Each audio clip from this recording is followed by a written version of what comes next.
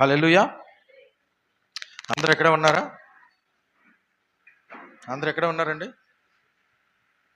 మీరేదో చెప్పట్లేదు. నేనేదో అందరు తెలుగే మాట్లాడుతున్నారా? నేనేమైనా వేరే భాషలో మాట్లాడుతున్నానా? తెలుగు వచ్చిన వారు వారండి, ఒకసారి మీ కుడి చేసి చూపించండి. ఒకసారి తెలుగు వచ్చిన వాళ్ళు, తెలుగు వచ్చిన వారు. కొంతమంది రావట్లేదు తెలుగు. ఇక్కడ హలో చెప్పండి. హల్లెలూయా, హల్లెలూయా. దేవుని నమ్మని కొందనాలు. ప్రియమైన దేవుని బిడ్డలారా, ఇంతవరకు చక్కగా అనేక మంది పాడిన పాటలను బట్టి, ఆరాధన బట్టి దేవుని యొక్క నామ మహిమ చెల్లించబడింది. కొద్ది నిమిషాలు దేవుని యొక్క వర్తమానాన్ని మనము ఆలోచించేసి ఆలకించి మనము వర్తమానంలోకి వెళ్ళిన తర్వాత ముందు కార్యక్రమంలోకి వెళ్దాం. నాకెందుకో అక్కడ ఇటు సైడ్ డిస్టర్బెన్స్గా ఉన్నట్టుంది. కానీ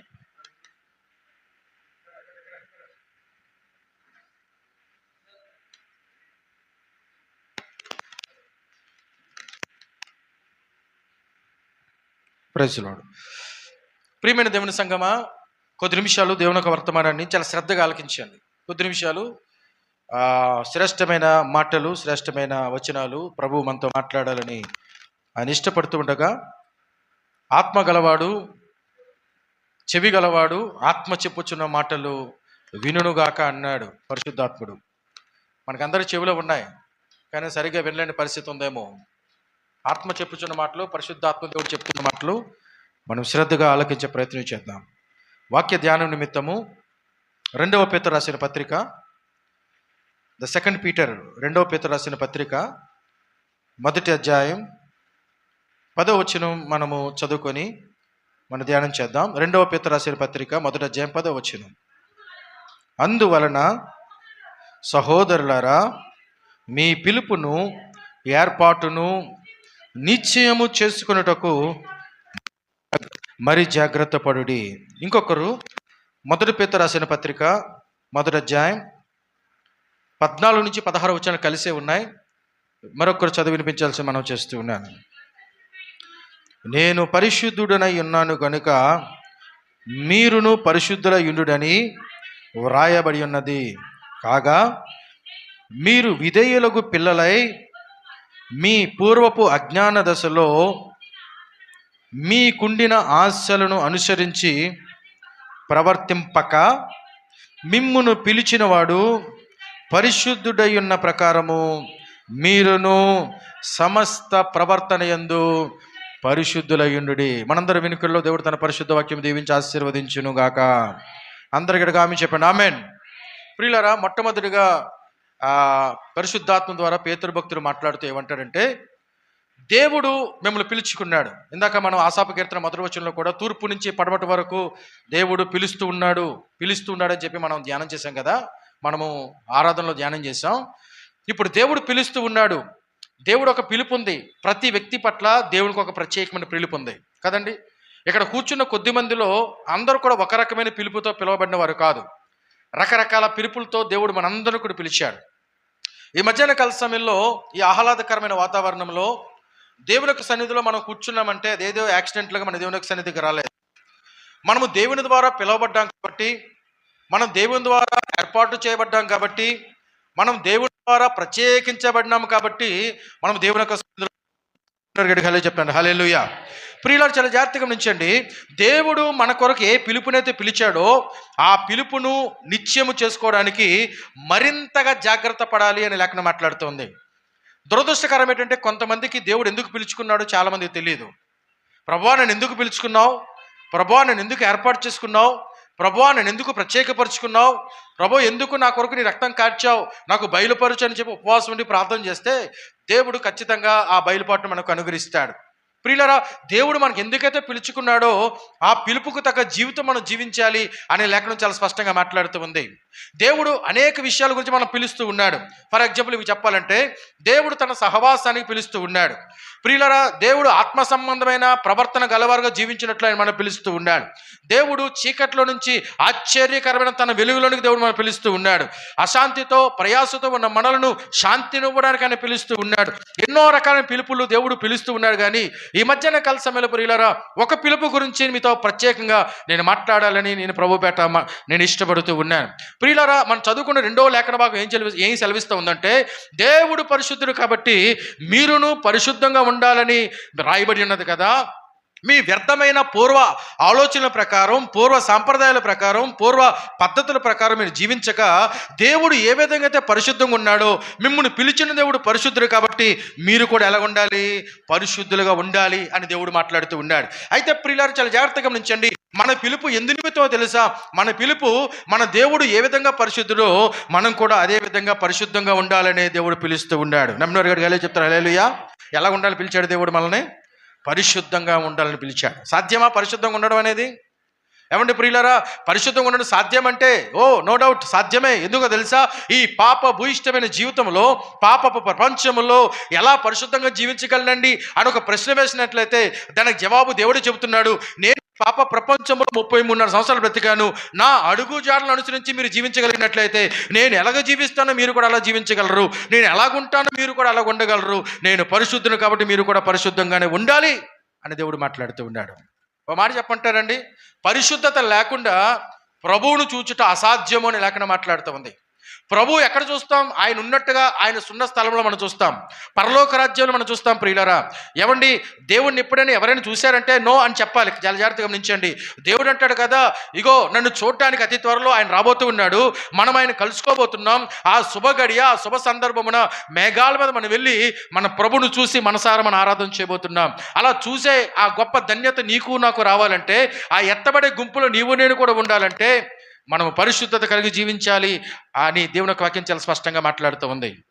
క్రైస్తవ జీవితంలో చాలా ప్రాముఖ్యమైన విషయాలు ఉన్నాయి. అందులో అతి ప్రాముఖ్యమైన విషయం ఏంటో తెలుసా ప్రియులారా? పరిశుద్ధత అనే విషయం చాలా జాగ్రత్తగా గమనించాలి. అందుకే మన బైబిల్ గ్రంథం, అందుకే మన సంఘంలో ఇక్కడ రాయించాను, ఎన్నటన్నిటికీ పరిశుద్ధతయే నీ మందిరమునకు అనుకూలము అనే మాట రాయబడి ఉంది. ప్రియులారా, మనం పరిశుద్ధులుగా ఉండాలని దేవుడు పిలుస్తూ ఉన్నాడు. మనం పరిశుద్ధులుగా ఉండాలని దేవుడు ఆశిస్తూ ఉన్నాడు. ప్రియులారా, అందుకే దేవుడు తన ప్రజలు ఏమని పిలుస్తున్నాడు తెలుసా? పాత నిబంధన సంఘాన్ని కానీ క్రొత్త నిబంధన సంఘాన్ని కానీ దేవుడు ఏమని పిలుస్తూ ఉన్నాడంటే కొన్ని మాటలు మీకు చూపించే ప్రయత్నం చేస్తాను. పాత నిబంధన సంఘం గురించి దేవుడు ఏమని మాట్లాడుతూ ఉన్నాడంటే, నిర్గమాకాండం దగ్గర రండి ఒకసారి. నా స్పీడ్గా మీరు సహాయం చేస్తే మంచిది. నిర్గమాకాండం 19వ అధ్యాయం 5-6 వచనాలు మనం చదవగలిగినట్లయితే, నిర్గమాకాండం 19వ అధ్యాయం 5-6 వచనాలు మనం చదవగలిగినట్లయితే ఒక శ్రేష్టమైన మాట అక్కడ రాయబడింది. చదవండి. కాగా, ఎవరో ఒకటి చదవండి. కాగా మీరు నా మాట శ్రద్ధగా విని నా నిబంధన అనుసరించి నడిచిన యెడల, మైక్లో చదవమ్మా.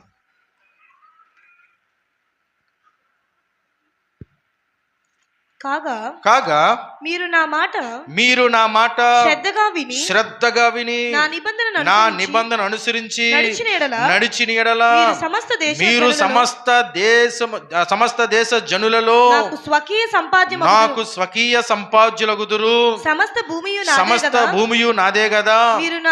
మీరు నాకు యాజక రూపమైన రాజ్యముగాను పరిశుద్ధమైన జనముగాను ఉందురని. ఎవరంటే మనం ఎవరండి దేవుని దృష్టిలో? పాత నిబంధనలో మనం ఎవరు అండి? We are the holy nation. మనం పరిశుద్ధ జనము అని దేవుడు పిలుస్తూ ఉన్నాడు. ఎవరండి పరిశుద్ధ జనం? అర్థమవుతుంది? ఎవరు పరిశుద్ధ జనం? ఎవరైతే నా మాట ఆలకిస్తారో, ఎవరైతే నా నిబంధన అనుసరించి నడుస్తారో, they are the holy people, they are the holy nation in my sight. నా యొక్క దృష్టిలో వారు పరిశుద్ధ జనమని పిలుస్తానని చెప్పి దేవుడు పాత నిబంధన ప్రజలతో ఆయన వాగ్దానం చేశాడు. పాత నిబంధన ప్రజలైన పరిశుద్ధ జనం అంటే కొత్త నిబంధన సంఘమైన మనతో దేవుడు మాట్లాడుతున్న మాట్లాడో తెలుసా? మొదటి పేతురు రాసిన పత్రిక 2వ అధ్యాయం 9వ వచనాన్ని మనం చదవగలిగినట్లయితే మనందరికీ తెలిసిన మాటలే. అక్కడ కొత్త నిబంధన సంఘం గురించి పరిశుద్ధాత్మ దేవుడు మాట్లాడుతూ ఏమంటాడంటే, మొదటి పేతురు రాసిన పత్రిక 2:9, అయితే మీరు చీకటిలో నుండి ఆశ్చర్యకరమైన తన వెలుగులోనికి మిమ్మును పిలిచిన వాని గుణాతిశయములను ప్రచురము చేయ నిమిత్తము ఏర్పరచబడిన వంశమును రాజులైన యాజక సమూహమును. ఇక్కడ కూడా చూడండి, దేవుడే మాట్లాడుతున్నాడు పరిశుద్ధ జనం అంటే ఎవరండి? ఎవరు పరిశుద్ధ జనమట? పాత నిబంధన భక్తులు పరిశుద్ధ జనమే. కొత్త నిబంధన సంఘమైన మనం కూడా ఎటువంటి వారు అండి? మనం పరిశుద్ధ జనంగా ఉండాలని దేవుడు ఆశిస్తూ ఉన్నాడు. ప్రియులకు చాలా జాగ్రత్తగా గమనించండి. పరిశుద్ధ జనంగా ఉన్నవారే ఆయన చేరుకోగలరు. పరిశుద్ధ జనంగా ఉన్నవారే ఆయనతో పాటు పైకెత్తబడగలరు. పరిశుద్ధ జనంగా ఉన్నవారే ఆయన చూడగలరు. పరిశుద్ధ జనంగా ఉన్నవారే ఆయన మహింపరచగలరు. నేను పరిశుద్ధుని కాబట్టి మీరు కూడా పరిశుద్ధంగా ఉండండి అని దేవుడు మాట్లాడుతూ ఉన్నాడు. మనం పరిశుద్ధ జనముగా ఉండాలని దేవుడు ఆశిస్తూ ఉన్నాడు. ప్రియులరా, నా ప్రియ దేవుని బిడ్డలు చాలా జాగ్రత్తగా గమనించండి. మనం పరిశుద్ధంగా ఎలా ఉండాలి? మనం ఎలా ఉంటే పరిశుద్ధులుగా మార్చబడతాం అని ఆలోచన చేస్తూ ఉన్నట్లయితే నేను ఒక లేఖన భాగాల నుంచి కొన్ని విషయాలు మీతో మాట్లాడాలని ఇష్టపడుతున్నాను. ఆ లేఖన భాగాలు చదవండి ఒకసారి. సంఖ్యాకాండం 9వ అధ్యాయం. సంఖ్యాకాండం 9వ అధ్యాయం.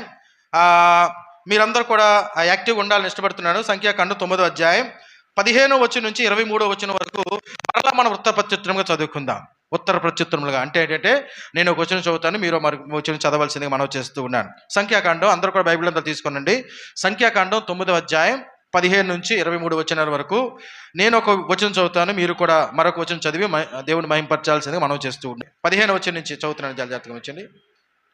వారు మందిరమునకు నిలవబెట్టిన దినమున మేఘము సాక్ష్యము గుడారములోని మందిరమును కమ్మెను.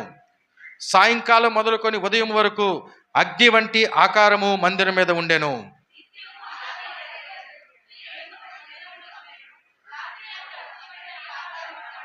ఆ మేఘము గుడారం మీద నుండి పైకెత్తబడినప్పుడు ఇశ్రాయేలీలు ప్రయాణమై సాగిరి. ఆ మేఘము ఎక్కడ నిలిచెనో అక్కడే ఇశ్రాయేలీలు తమ గుడారములు వేసుకొనిరి.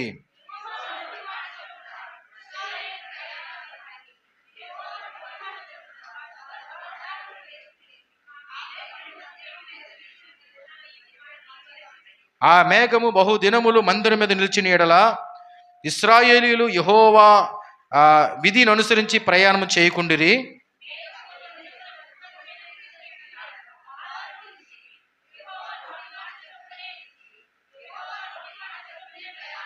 అలాగే మేఘము సాయంకాలం మొదలుకొని ఉదయం వరకు నిలిచిన ఎడల ఉదయమందు ఆ మేఘము పైకెత్తబడగానే వారు ప్రయాణము చేసిరి. పగలు రాత్రి ఏమి ఆ మేఘము పైకెత్తబడినప్పుడే వారు ప్రయాణము చేసిరి.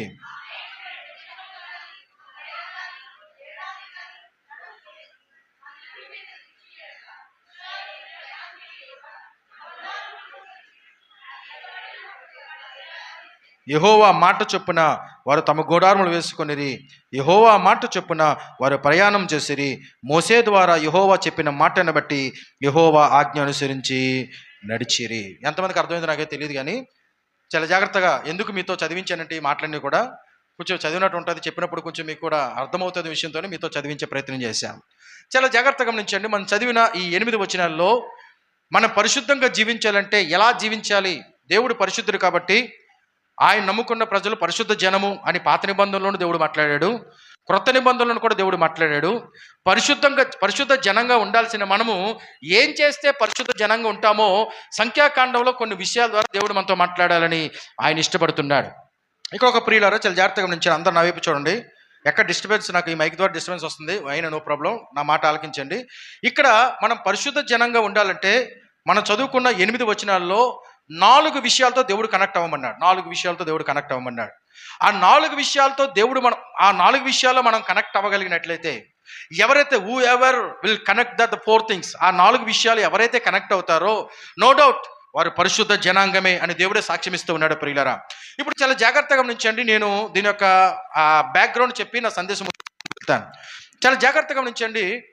ఈ సందర్భం సంఖ్యాకాండం 9వ అధ్యాయం 15వ వచనం నుంచి సందర్భం, వారు ఆ టైంలో పస్కా పండుగను ఆచరించిన సందర్భం. అది పస్కా పండుగను ఆచరించిన సందర్భం మీకు తెలుసా? జ్ఞాపకం ఉన్నట్లయితే ఆ మైక్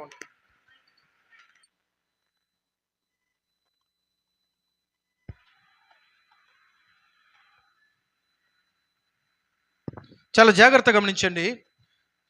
పస్కా పండుగ అనగానే మనకు గుర్తొచ్చింది, ఎప్పుడు జరిపారని పస్కా పండుగ? బైబిల్ చదివిన వారు, బైబిల్ నాలెడ్జ్ ఉన్నవారు చాలా ఈజీగా చెప్పగలరు. ఐగుప్తులు ఉన్నప్పుడు మొట్టమొదటిసారిగా పస్కా పండుగను వారు ఆచరించారు. ఎందుకు ఐగుప్తు దేశంలో దేవుడు వారిని పస్కా పండుగ ఆచరించమన్నాడంటే, అది ఇశ్రాయేల్ ప్రజలకు విమోచిస్తాను, ఐగుప్తు బానిసత్వం నుంచి నేను విమోచిస్తాను కాబట్టి, అది విమోచనకు ఆరంభంగా ఉంది కాబట్టి దాని పస్కా పండుగ ఐగుప్తు దేశంలో ఉన్నప్పుడే దేవుడు ఆచరించమన్నాడు. రెండవసారిగా సీనాయి పర్వతం మీద ఒక 2 సంవత్సరాలు గడిచిన తర్వాత సీనాయి పర్వతం మీద దేవుడు మరలా మోసేతో మాట్లాడుతూ ఏమన్నాడంటే, మోసే మీరు ఇశ్రాయేల్ ప్రజలందరూ కూడా మరలా పస్కాను ఆచరించాలి అన్నాడు. ఇక్కడ రెండవసారి పస్కాను ఎందుకు ఆచరిస్తూ ఉన్నారంటే, ఇది ప్రయాణం చేయడానికి ఆరంభం కాబట్టి ఇక్కడ పస్కాను ఆచరించమన్నారు. మీకు ఎప్పుడైనా చాలా జాగ్రత్తగా గమనించండి. మొట్టమొదటిసారిగా ఐగుప్తు దేశంలో పస్కా ఆచరించింది విమోచనముకు ఆరంభం, డెలివరెన్స్కి స్టార్ట్ అయింది కాబట్టి అక్కడ పస్కాను ఆచరించారు. ఇక్కడ సీనాయి పర్వతం దగ్గర ప్రయాణం చేయాలి. ఎన్ని సంవత్సరాలు ప్రయాణం చేశారు వారు? 38 సంవత్సరాలు. సీనాయి పర్వతం నుంచి కనాను దేశానికి వారు 30 సంవత్సరాలు, సుమారుగా ఒక 38 సంవత్సరాలు ప్రయాణం చేశారు కాబట్టి ఆ ప్రయాణములు ఎలాగుండాలో, ఆ ప్రయాణంలో ఏం చేయాలో అనే విషయాలన్నీ కూడా దేవుడు ధర్మశాస్త్ర గ్రంథంలో ఆయన రాసి పెట్టాడు ప్రియులరా. చాలా జాగ్రత్తగా గమనించండి. ధర్మశాస్త్రం ఎన్ని ఆజ్ఞలు ఉన్నాయంటే ఏం చెప్తాం చక్కగా మనం చక్కగా చూడకుండా విత్ ఇన్ స్పాట్లో ఏం చెప్తామండి? ఎన్ని ఆజ్ఞలు ఉన్నాయి మనకి ధర్మశాస్త్రంలో? చెప్పాలి. ఎన్ని ఆజ్ఞలు ఉన్నాయి? 5 ఆజ్ఞలు ఉన్నాయా? 513 ఆజ్ఞలు ఉన్నాయా? చాలామంది చెప్పే మాట్లాడండి ప్రియులరా, ధర్మశాస్త్రంలో 10 ఆజ్ఞలు ఉన్నాయని చెప్తారు. 10 ఆజ్ఞలు రాయబడ్డాయి కాదని చెప్పట్లేదు, కానీ మిగతా ఆజ్ఞలు కూడా చాలా రాయబడ్డాయి. అసలు ధర్మశాస్త్రంలో ఎన్ని ఆజ్ఞలు ఉన్నాయంటే దేర్ ఆర్ 613 కమాండ్మెంట్స్. 613 ఆజ్ఞలు దేవుడు ధర్మశాస్త్రంలో రాసి పెట్టాడు. ఆ 613 ఆజ్ఞలు కూడా 4 లాస్ ఒక పెట్టాడు. ఏంటంటే మొట్టమొదటిగా చాలా జాగ్రత్తగా మీరు గమనించగలిగినట్లయితే ప్రియులరా, దానిని సెరమోనియల్ లాస్ అంటారు. కొన్ని లాస్, సెరమోనియల్ లాస్ అంటే దేవునికి ఏం అర్పించాలి, దేవునికి ఏమి సమర్పించాలి, ఏ పశువుని తీసుకొని రావాలి, ఏ వస్తువులు దేవుని సమర్పించాలో అవన్నీ కూడా కొన్ని ఆజ్ఞలుగా ఒక లాలో దేవుడు రాసి పెట్టాడు. రెండవదిగా సివిల్ లా, ప్రజలు ఒక భౌతిక జీవితంలో ఏ విధంగా జీవించాలి అనే విషయాన్ని గురించి కూడా కొన్ని లాస్, కొన్ని కమాండ్మెంట్స్ దేవుడు రాసి పెట్టాడు. మూడవదిగా మోరల్ లాస్. మోరల్ లాస్ అంటే ఒక మనిషి నైతికంగా, నీతిగా ఎలా జీవించాలో కూడా దేవుడు ఆ యొక్క ధర్మశాస్త్ర గ్రంథంలో రాసి పెట్టాడు. నాలుగవదిగా ఫుడ్ లాస్. ఫుడ్ లాస్ అంటే మనుషులు ఏమి తినాలో, ఏమి తినకూడదో కూడా ఆ ధర్మశాస్త్ర గ్రంథంలో దేవుడు ఖచ్చితంగా రాసి పెట్టాడు. ఈ 4 లాస్ కలిపి 613 ఆజ్ఞలు దేవుడు రాసి పెట్టాడు ధర్మశాస్త్రంలో. ఈ 613 ఆజ్ఞలు కూడా ఇశ్రాయేల్ ప్రజలు ప్రతి ఒక్కరు కూడా నెరవేర్చాలని దేవుడు మాట్లాడుతూ ఉన్నాడు. ప్రియులారు చాలా జాగ్రత్తగా ఉంచండి. మిగతా లాస్ గురించి నేను మాట్లాడు, కానీ ఫుడ్ అంటే మనకు చాలా ఇష్టం కదండి. ఫుడ్ లాస్ గురించి మాట్లాడతాను. మీరు ఎంతమంది బొమ్మిడాయల పులుసు అంటే చాలా ఇష్టం? అసలు పేరున్నారు లేదా బొమ్మిడాయలు అంటే? వినలేదా? చాలామంది ఏదో క్వశ్చన్ మార్క్ వేస్తున్నారు నాకు. బొమ్మిడాయల పేరుండి ఎప్పుడైనా బొమ్మిడాయల పులుసు తిన్నారండి? తిన్నారా? బొమ్మిడాయల పులుసు ఎంత బాగుంటుందో తెలుసా? చాలా బాగుంటుంది కదండి. కానీ ధర్మశాస్త్ర ప్రకారం బొమ్మిడాయల పులుసు మనం తినకూడదు. కారణం ఏంటో తెలుసా? ఆ బొమ్మిడాయలకి ఏముండదంటే పులుసు ఉండదు. ఏముండదట? పులుసు ఉండదు. దేవుడు ధర్మశాస్త్రంలో ఫుడ్లలో పెట్టిన ఏం చెప్పాడు తెలుసా? పొలుసున్న చేపలనే తినాలి తప్ప పొలుసు లేని చేపలు తినకూడదు అంటాడు. ప్రియులారా, ఈ విధంగా అంటే ఇప్పుడు మనం ఫాలో అవ్వాల్సిన అవసరం లేదు సుమా, జాగ్రత్తగా తప్పుగా అనుకోవద్దు. ధర్మశాస్త్రం కూడా మనం ఫాలో అవ్వాల్సిన అవసరం లేదు. ఆ ఫుడ్ లాస్ మనం ఫాలో అవ్వాల్సిన అవసరం లేదు. దేవుడు కొత్త నిబంధన మనకు రాసి పెట్టాడు కాబట్టి కొత్త నిబంధన ప్రకారం మనం జీవిస్తే సరిపోతుంది. ప్రియులారా, చాలా జాగ్రత్తగా నుంచండి. 613 ఆజ్ఞలు కూడా దేవుడు ఇశ్రాయేల్ ప్రజలను ఫాలో అవ్వమని చెప్పాడు. కారణం ఏంటో తెలుసా? ఈ 613 ఆజ్ఞలు కూడా వారు ఫాలో అయినట్లయితే వారు పరిశుద్ధ జనం అని దేవుడు వారితో మాట్లాడుతూ ఉన్నాడు. ఇప్పుడు ఈ వచ్చిన భాగంలో 8 వచనాల్లో 4 విషయాలతో కనెక్ట్ అవ్వమని చెప్పాను. ఆ 4 విషయాలు ఏంటో చాలా స్పీడ్గా కొన్ని విషయాలు మీతో మాట్లాడాలని నేను ఇష్టపడుతూ ఉన్నాను. చదవండి ఒకసారి. 15వ వచనంలో ఒక మాట ఉంటుంది. చూడండి ఒకసారి. 15వ వచనం నేను చదువుతున్నాను, చాలా జాగ్రత్తగా గమనించండి. కాబట్టి సంఖ్యాకాండం 9వ అధ్యాయం కదా, సంఖ్యాకాండం 9వ అధ్యాయం 15వ వచనం చదువుతాను. వారు మందిరమును నిలవబెట్టిన తరువాత మేఘము సాక్ష్యము గుడారములో మందిరమును కమ్మెను. ఆ తర్వాత మళ్ళీ చదువుతాను, చూడండి ఒకసారి. ఆ తర్వాత మళ్ళీ 16వ వచనం చదువుతున్నాను. నిత్యమును అలాగే జరిగెను, మేఘము మందిరము కమ్మెను అని రాయబడి ఉంది. ఆ తర్వాత మళ్ళీ చదువుతాను, చూడండి ఒకసారి. 17వ వచనం. ఆ మేఘము గుడారము మీద నుండి పైకెత్తబడినప్పుడు అన్నాడు. ఆ తర్వాత చదువు మళ్ళీ చదువుతాను అదే వచనంలో. ఆ మేఘము ఎక్కడ నిలిచినో అక్కడే ఇశ్రాయేల్ ప్రజలు తమ గుడారములు వేసుకున్నారన్నాడు. ఆ తర్వాత చాలా జాగ్రత్తగా గమనించండి.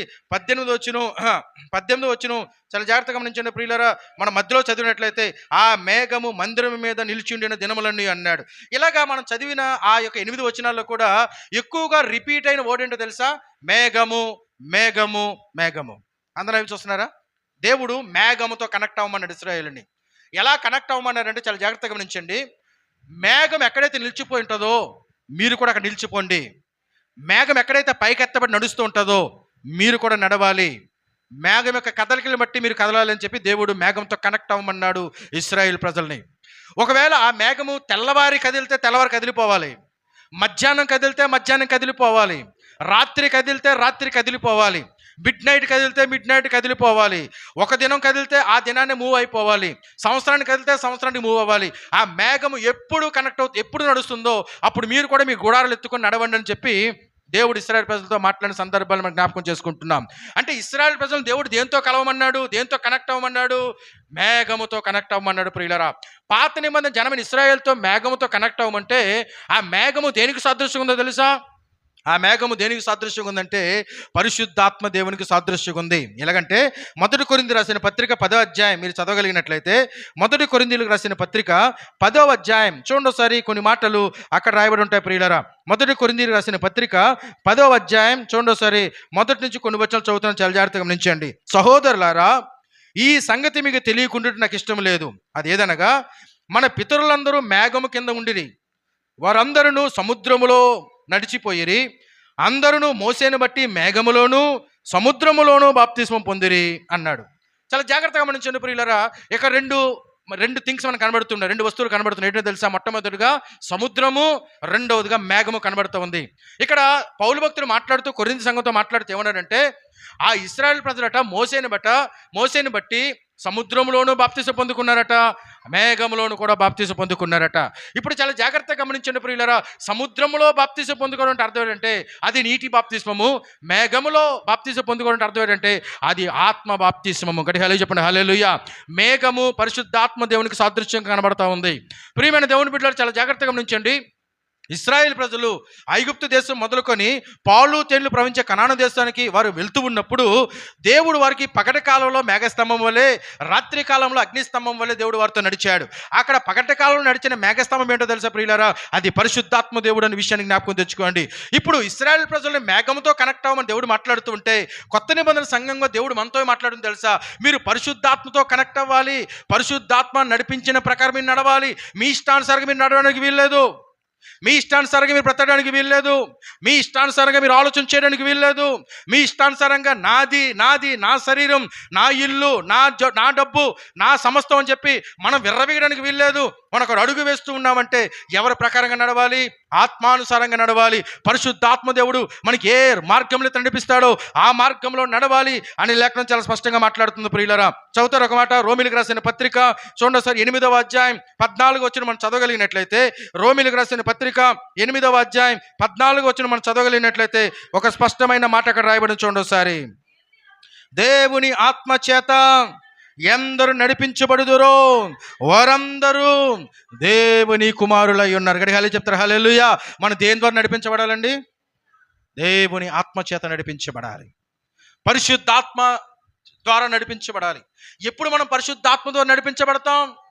రక్షణ పొందకముందు పరిశుద్ధాత్మ దేవుడు మన బయట నుండి మన కార్యం చేయగా, మనం ఎప్పుడైతే పరిశుద్ధాత్మ దేవుని యొక్క ఒప్పుకోల్లో మనం వచ్చి, ఎప్పుడైతే యేసు ప్రభు వారిని సొంత రక్షణగా అంగీకరించి, ఎప్పుడైతే మారు మనసు పొంది బాప్తిజం పొందుకొని సంఘంలో చేర్చబడ్డామో, అంతవరకు బయట ఉన్న పరిశుద్ధాత్మ దేవుడు ఇప్పుడు ఎక్కడికి వస్తాడో తెలుసా? ఆయన మన లోపలికి వస్తాడు. మన లోపలికి వచ్చిన పరిశుద్ధాత్మ దేవుడు నువ్వు ఏ మార్గంలో వెళ్ళాలో నీకు నడిపిస్తూ ఉంటాడు, నీతో మాట్లాడుతూ ఉంటాడు. ఒకవేళ నువ్వు వెళ్ళిన మార్గం తప్పు మార్గం అయితే నీలో ఉన్న పరిశుద్ధాత్మ దేవుడు నీకేం చెప్తాడు తెలుసా? నా కుమార్తె, నా కుమారుడా, నీ వెళ్ళాల్సిన మార్గం ఇది కాదు అని చెప్తాడు. ఎప్పుడైనా మీకు అనుభవం ఉందా? ఎప్పుడైనా అనుభవం ఉందండి? ఆ అనుభవంలోకి వచ్చారా? ఎప్పుడైనా తప్పు చేస్తున్నప్పుడు, ఎప్పుడైనా దుర్మార్గం చేస్తూ ఉన్నప్పుడు, ఎప్పుడైనా వెళ్ళకుండా మార్గంలో వెళ్తున్నప్పుడు నీలో ఉన్న పరిశుద్ధాత్మ దేవుడు నీ మనస్సాక్షిని గద్దిస్తూ ఉండగా, నీ మనస్సాక్షి నిన్ను గద్దిస్తూ ఉండగా, అయ్యో నేను చేసిన తప్పు కదని ఒక తలంపు నీకు ఎప్పుడు కలుగుతుందో తెలుసా? అది నీ అంత నీకు కలగదు, నీలో ఉన్న పరిశుద్ధాత్మ దేవుడు ఆ తలంపు నీకు ఇస్తున్నాడు కాబట్టి ఆ తలంపు నీకు కలుగుతుంది. కారణం ఏంటి తెలుసా? నువ్వు ఎవరిని బట్టి నడవాలి? ఎవరి ఆలోచన చెప్పుని నడవాలి? పరిశుద్ధాత్మ దేవుని యొక్క ఆలోచన చెప్పుని నడవాలి.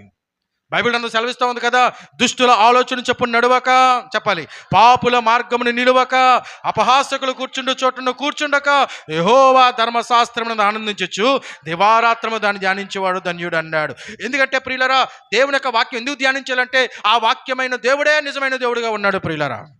ఆది యందు వాక్యం ఉండెను, వాక్యము దేవుని యొద్ద ఉండెను, ఆ వాక్యము దేవుడై ఉండెను, ఆ వాక్యమే శరీరధారిగా మన మధ్య కృపా సత్య సంపూర్ణంగా జీవించను అన్నాడు. అంటే మనం చదువుతున్న ఈ వాక్యమే దేవుడు అని మనం మాట్లాడుకుంటే ప్రియులారా, వాక్యానుసారంగా మనం నడవాలి, వాక్యం చెప్పిన ప్రకారంగా నడవాలి. మన ఇష్టానుసారంగా మనం నడవడానికి వీల్లేదు.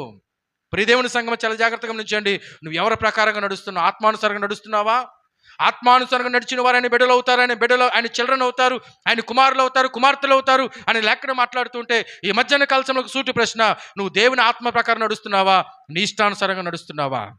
ఒక సందర్భంలో యేసుక్రీస్తు ప్రభు వారు పేతురుతో మాట్లాడితే ఏమంటాడు తెలుసా? పేతురు, ఇదిగో దేవుడు నువ్వు ఎలా మరణమవుతావో పేతురుతో మాట్లాడుతూ ఆయన ఏమంటాడంటే, పేతురు, నీ యవ్వనుడిగా ఉండినప్పుడు నీ ఇష్టానుసారంగా నువ్వు తిరిగావు, ఇష్టమైన దారులంటే వెళ్ళావు, ఇష్టానుసారంగా తిరిగావు. ఇదిగో నువ్వు వృద్ధాప్యంలోకి వెళ్ళావు, నీ నడుముకు తాడు కట్టి వేరొకరు లాగుతాడని చెప్పి యేసుక్రీస్తు ప్రభువారు పేతురు యొక్క మరణం గురించి ఆయన ప్రవచనంతో మాట్లాడాడు ప్రియులారా. చాలా జాగ్రత్తగా ఉంచండి.